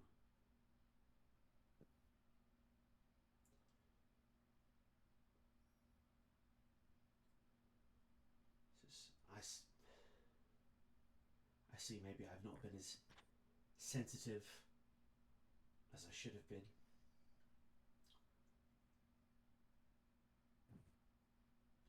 And he takes a moment. Between Go ahead. go ahead. No, go ahead. No, you go ahead. He I was just gonna say, she says between choked and silent sobs, "Just please don't leave." He says, "Of course not." And he reaches out his hand again to you. She holds it close, and she says, "Everyone else has, and I'm so tired of being alone." Look at this.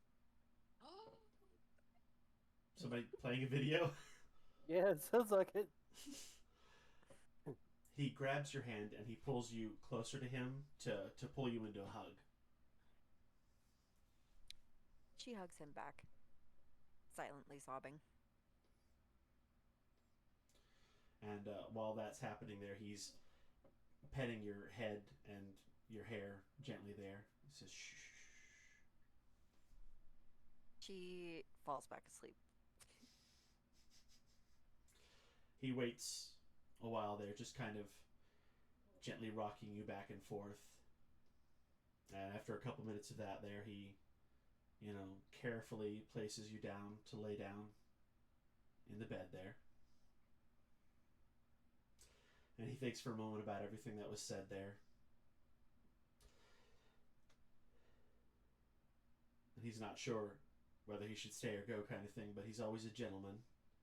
And he always tries to be appropriate. And he gently gets up quietly, heads towards the door. And he goes to walk down the hall and look for Ash to be kind of a guardian for the evening. He checks the first door, opens it up. And Gustav looks him right in the eye and goes, "Hey, lover boy." There he is.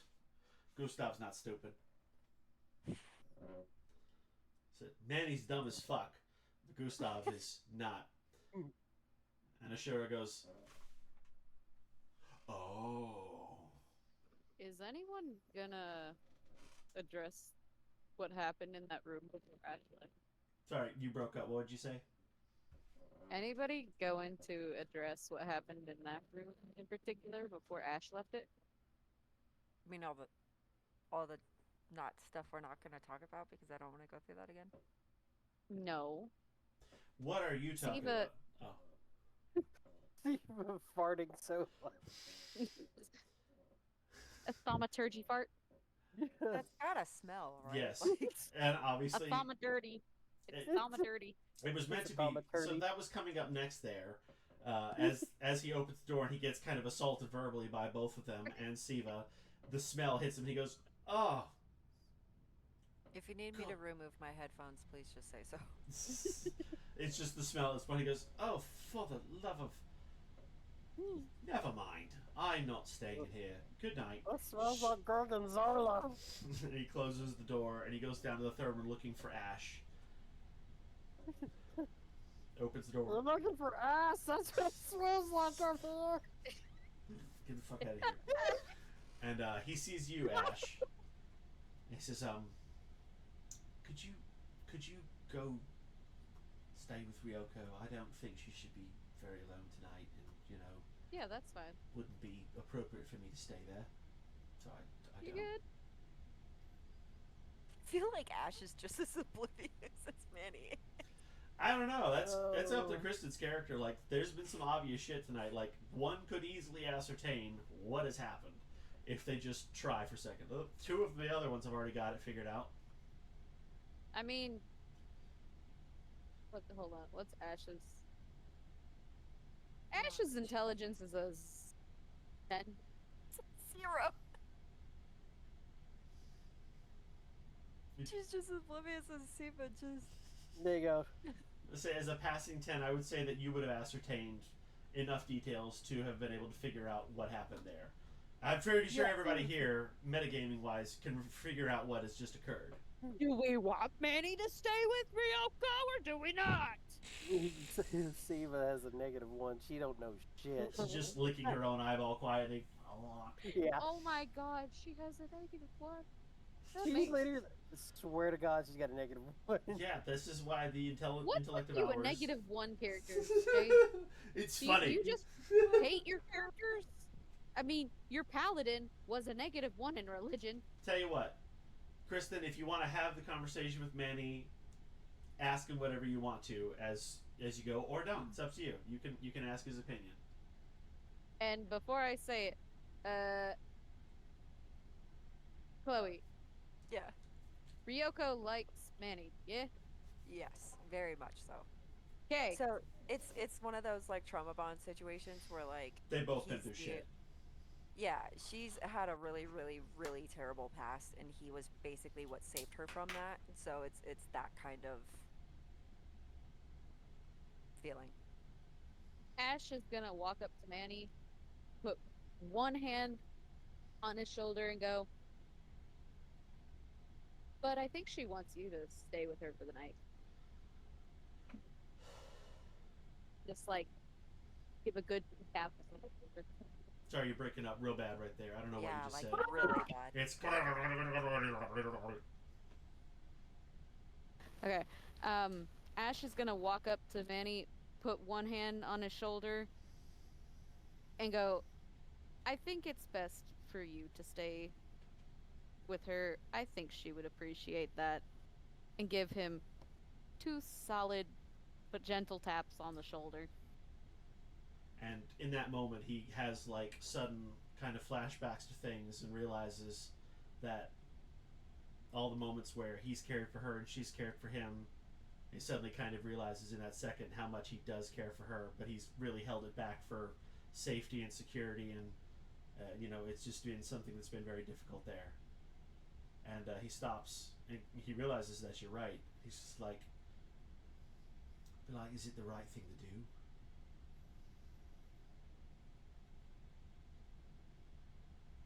I mean, she seemed pretty upset earlier when that drow girl came up to you. Takes a moment of a deep breath and he goes, "You're right. You're right. You can have the room." And he turns around and he closes the one that's on you there. And he goes back to Ryoko and he holds his breath as he walks past that door because goddamn it's stinky. Stinky! And he carefully opens the door and steps in. And he thinks for a second before what he would say. And Ryoko, are you awake or not? Yeah, she's completely sober and awake at this point. Okay. Because she did the thing once more, and it's kind of just on the side of the bed. Cured, huh? So she scooted over, and she's just kind of sitting like against the headboard with a pillow, just kind of thinking about stuff. But she's got a very darkened look on her face. Darkened how? In like what way? Like angry, sad, contemplative. Where are we going with this? He's got to read it and react to it. Kind of like. Actually, I think you should roll for roll? that. No, Levi. Oh, perception. It's like imagine the song "Hello Darkness, My Old Friend" is going on in her head. Siva's ass is talking again.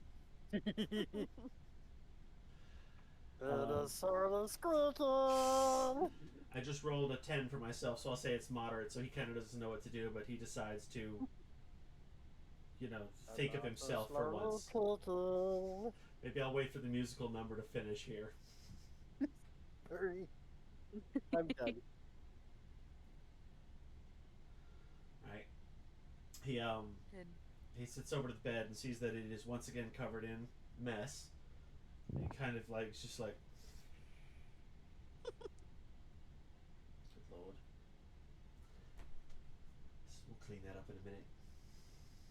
I've like laid a pillow over it, so or like not a pillow, but like an extra sheet over it, so it's just out of the way. And he sits down once again, and he says, let's see, how would he say it? I don't know. Are you looking at him or anything at this point? He sits down on the edge of the bed like he was before. She is. When he walked in the door, she shifted her attention to him, and her face lightened a little. Oh, good. So it's inviting. Okay, good. It helps him a little bit there. So he sits down, and he leans in and once again reaches out for your hand once again. My camera. There it is. She grabs it and invites him to sit next to her, like kind of tugs on it a little. And he does, and he sits next to you, and you guys are very close, like your legs are touching and stuff like that. There's a lot of contact there. And he says, I don't think I was very clear earlier. While life has been difficult for you and for me, I've always tried to do what was best for everyone else. And I don't really know if I did what was best for me or you. But I guess what I'm trying to say is, yeah, I wish life was easier. And when that drow girl was trying to make, conversation that she did, I didn't really want her attention. But I wouldn't have thought it was possible that I would have got attention from the right person. What I mean is, I wish it had been you instead. And I guess I've been holding that in for a while. Ryoko stayed silent and just smiled and just pulls him close to her. She actually, no, she kind of like lays in his lap. Like a kitty. Yeah, like a bunny. At this point there, he proceeds to pet your hair and your hair. My hair and my hair? Yeah, because you're a hair. Oh. Her hair. Hair. That went right over my head. You went over your hair? Did it? Is that where it went? By the way, guys, Mm. I have a sound effect for our server. Oh, you do? Yes. Well, thanks for interrupting the roleplay to tell us about it.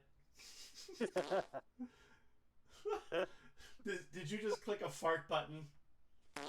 How do I just kick you from the entire game? Where's that button? The fact that it shows up on the screen is a little lizard doing it. Oh God! You see, like if I had more money. Oh God, I see it now. Anyway, we're having a nice moment there. I can't stop laughing. My cheeks hurt. How'd you make it a lizard? I don't know, but that is fantastic. Oh my God. I had to make my own. That's awesome. That is hilarious. I'll have to fuck around with that shit later.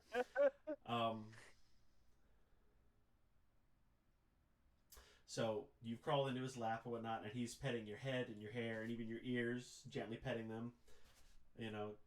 He's still kind of unnerved by it because he knows there shouldn't be bunny ears on you, but for some reason it's working in this moment.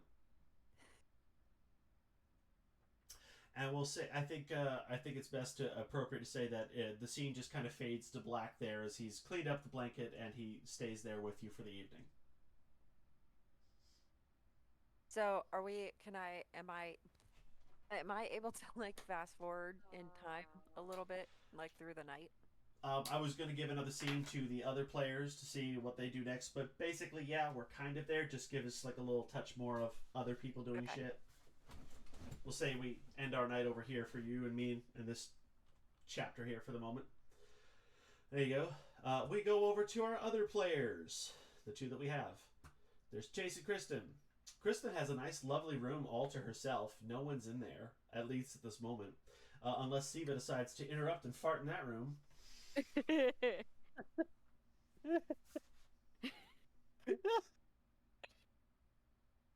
Oh, God. Do I even have thaumaturgy? I think I do. I'm sure you do. You would have picked it. I can tell you that. Here, I can give you thaumaturgy real fast. Oh, I do, actually. I knew you were going to do that. I have a different one now. Anyways, Well, if it wasn't poison spray, that would have sucked. oh God. Well, I mean, alcohol is a type of poison, so. Oh man. But no, you can. She's curled up in the other room, and she's on the what's On it the called? chair. Yeah, like in the chair. Are you in the It's like cup the chair? most comfortable place to her.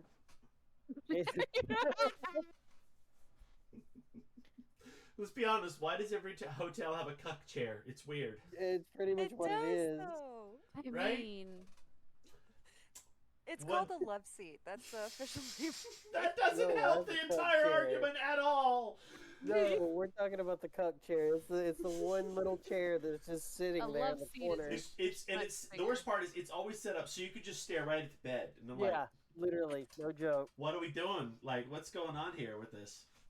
Hey, Hotels what are you prepared for every doing? situation. Hi there, what you doing? Hilton, we're here for every situation. Hotels don't judge.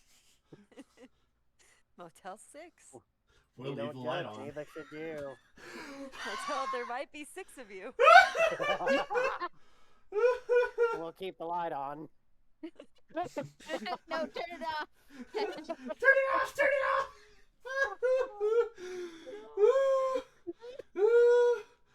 Oh my god. Stray, help me. Oh god. I'm clipping it again. It's too fucking funny.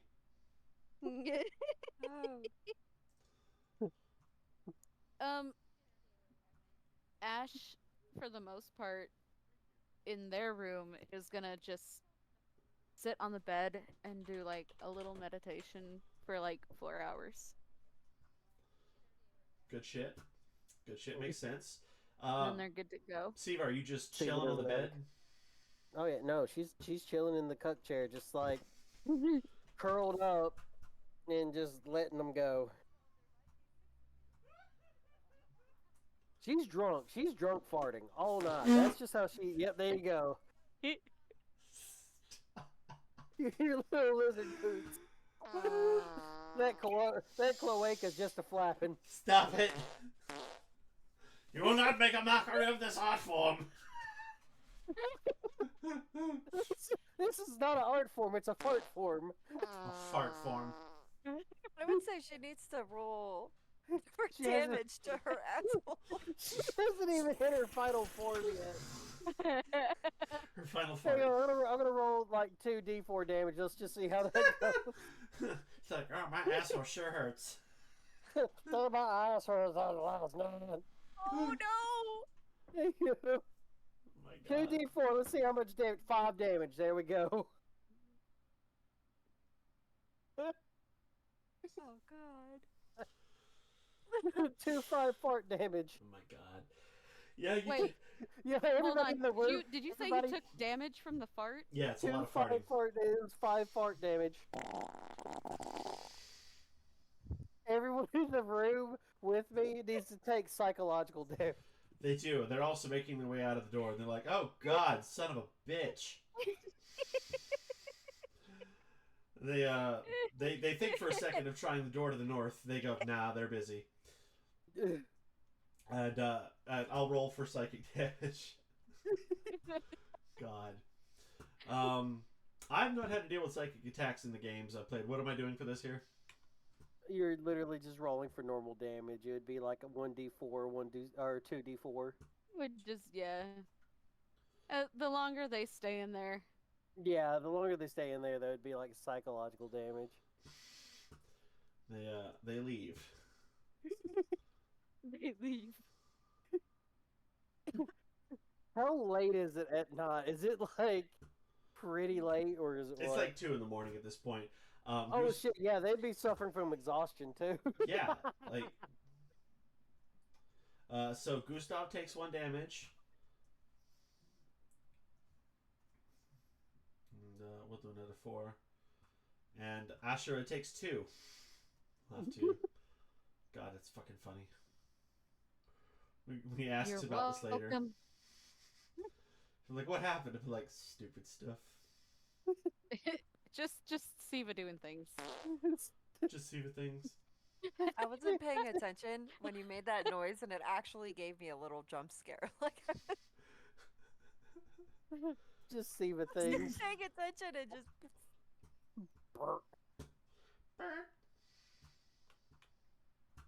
Oh, I'm surprised Colton didn't even. Oh man, he would fucking flip his shit laughing.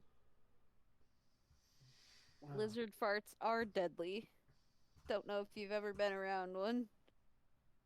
We had a monitor lizard in 7th grade. His name was Steve, and God, if he farted, we hoped that it was not too cold or raining outside to open the window.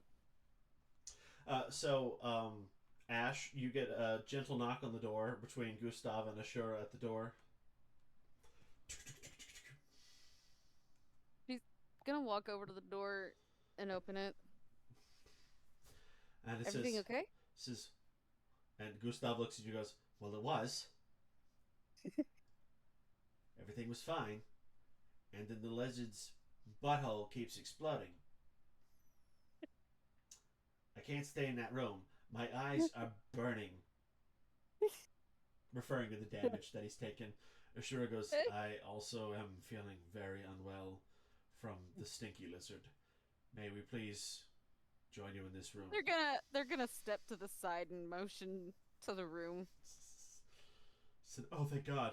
Oh, do you got? He says, do you got other spells that can, smell good? Because that is awful.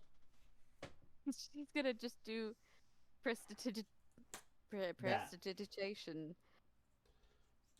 Pressing our nation. Yeah. To make it smell like cactus blossoms and spring water. And Gustav takes a deep breath and goes, oh. Oh, that's better. And at that point, he cracks out a nice deck of cards. He goes, who wants to play? All right. So he slaps down the cards. Starts dealing out of hand. I will ask Chloe, what is your thoughts on where you're going? Because if it's one thing that I'm thinking in my head, we can do that. If it's another thing, let me know. What are you intending? It's probably the thing you're thinking of. It could be. Do you want to text me about it? Yeah. Okay.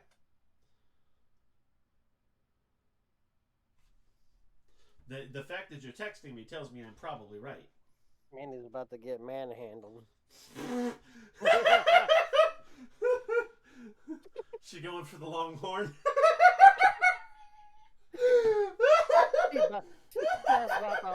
It's not the only snake she'll be eating tonight. She's over there in the corner. She's over there in the corner poking holes in the condom. Cyril's like, they're gonna beat the babies again! Mazel tov! Mazel tov! God, that's a terrible joke. She's poking holes in the sheepskin. Oh.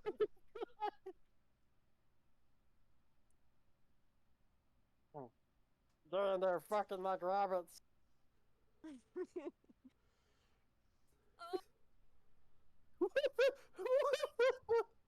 What was that?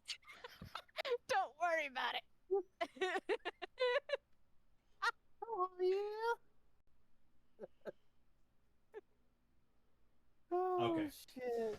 All right, we will say that a good hour and a half has passed, and Ryoko awakens at this point, and she is cuddling Manny at this point. She's in his arms. They're holding each other and whatnot. You've awakened. What happens next? So Ryoko, as stealthily as possible, tries to slip from Manny's grasp. Mm-hmm. And she... Do I need to roll for that, or...? Yeah, stealth at this point is going to be your best bet. Okay. What do I have for stealth? Oh, boy. I hope it's good. Hope it's I have not a plus shit. 4, so let's see. That's not a bad modifier. Yeah, that's pretty good. I got a 12 plus 4, so 16. That's pretty good. You can hear Manny gently snoring. So she successfully gets out of his grip, and she pulls an outfit out from her bag and quickly puts it on. Now, I will add something for you here because of the discussion we had about this particular thing. I am going to say that it is an arcane focus that was added to you many, many years ago that you are not 100% aware of. So I'm going to add a little bit of flair to this as we go. Because I'm basically splitting you from you mentally. Yeah. Right. As you apply this outfit to yourself, your eyes do have a sudden blue glow. Shwing! Very anime style. Just a singular moment, like a sliver of blue echoes in them. And for a stealthier exit, you head towards the window and gently, quietly open it. So I slip out the window. I don't leave a note or anything, and I just wander off. All right. To do what, per se? Maybe that'll be for the next game. Who knows? Let's say, do you want to end your story here tonight? I would like to leave it on that sense of ambiguity that I just wander off. Then this will give us an opportunity to have. Yeah! The fuck? What was that?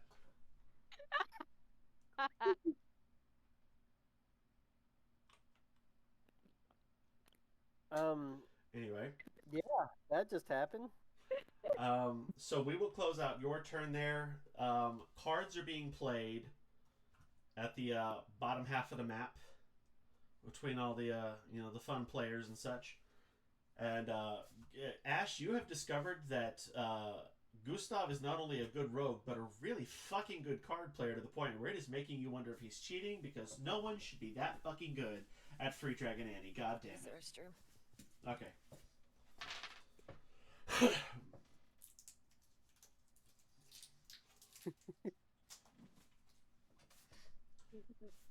Alright, did you hear me, Ash?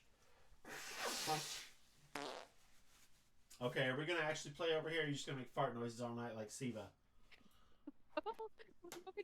You just said he's a really good card player. Yeah? And is your response to fart? Well, it wasn't. Okay, so what do you do? I don't know. Wow, dude, you're really good at cards. Okay, then you keep playing your hand. Alright. Yes. Alright, Ashura is not 100% confident that he's playing the game correctly. He's not had the opportunity to play. And Manny's giving him tips as he goes. And he's like, and so that's a good hand. And you gotta count at the numbers. And if there's an even match, it takes him out. So obviously, Tiamat is like the best one to have in the cards. You get the idea. And Ashura kind of like blindly shakes his head. Right, yes, of course. Not fully understanding what any of it means.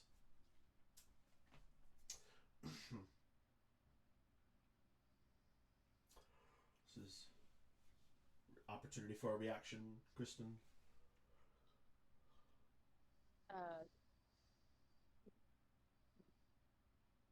Gonna Your, play her your hand. microphone is breaking up again. She's gonna play her hand. Mm-hmm. Plays a hand. Let's just do 20 dice roll. Roll me a d20. I'll roll a d20. Whoever has the higher one has the better hand.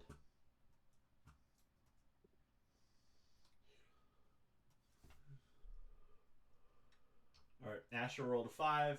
Gustav's got an 11. And you rolled a what? It's 15. Damn, she got a good one there that time. And he goes, you son of a bitch. Oh, yeah! Wait, who did that? That was Chloe. She hit that just now. That was really well timed comedically. I dig it.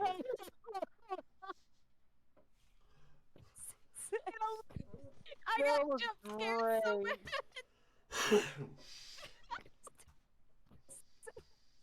That was I said, great. click that and search for Ryoko. I am. I searched for Ryoko and hit enter, and that's what came. Asher rolled a 5. I'm so sorry. You're good. Oh my god. I guess that's what Ash does as a fucking bard is, oh, yeah. That's what Ryoko does apparently too. She's sleeping with Manny. Oh yeah. Oh man. All right, just a heads up, guys. I do have to go. Yeah.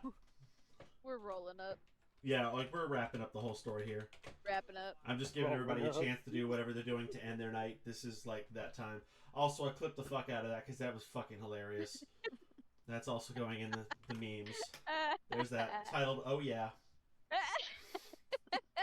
because that was damn hilarious. Alright, I so... didn't even realize she'd come back. Oh my god. Just Alright, Kristen, we gotta buy you a new mic because that thing is ridiculous. I got you. Alright, so we will say that ends our evening there. Some people have feelings for each other. Siva has completely stunk up a room by themselves. Maybe they may be fecal matter to clean up when it's done, you know? There's some purr stains on the cocktail. Motel 6. We'll leave the light on. Right on. Motel 6. Keep it off if you don't want to know. Why am I blue? Why am I blue? So we have our people playing some cards. With that, I will assume that everybody gets to go to bed and has a nice long rest, healing themselves, which will lead to what will be in the morning. So we'll have to play that out. All right. Chloe, at some point I'll message you during the week and we can do a little quiet RP background to fill in some gaps about what does happen in those events there. And use that as background noise for later. But that pretty much brings us to an end, guys. And I've had a real smashing good time. It's been real fun. You know?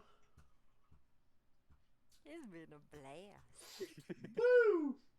A little bit of role playing, a little bit of silliness, some fighting. Learn about how to deal with some intellect devourers. You know, all that other good shit. And that's all, folks. We've had a good time. I think there's a chance we may play next week. I don't know entirely what's going to happen. You know? Here's to hoping. Yeah, I know I'm free. I know DeAndre said he was free. Of course, that might change. I don't know about you two. You know? Not to try and guilt you guys into it, but for the sake of my depression, please fucking play next weekend. No Take that, depression. My DM group wants to play with me. Take that, depression. God damn it. And with that, I'm going to end the game, guys.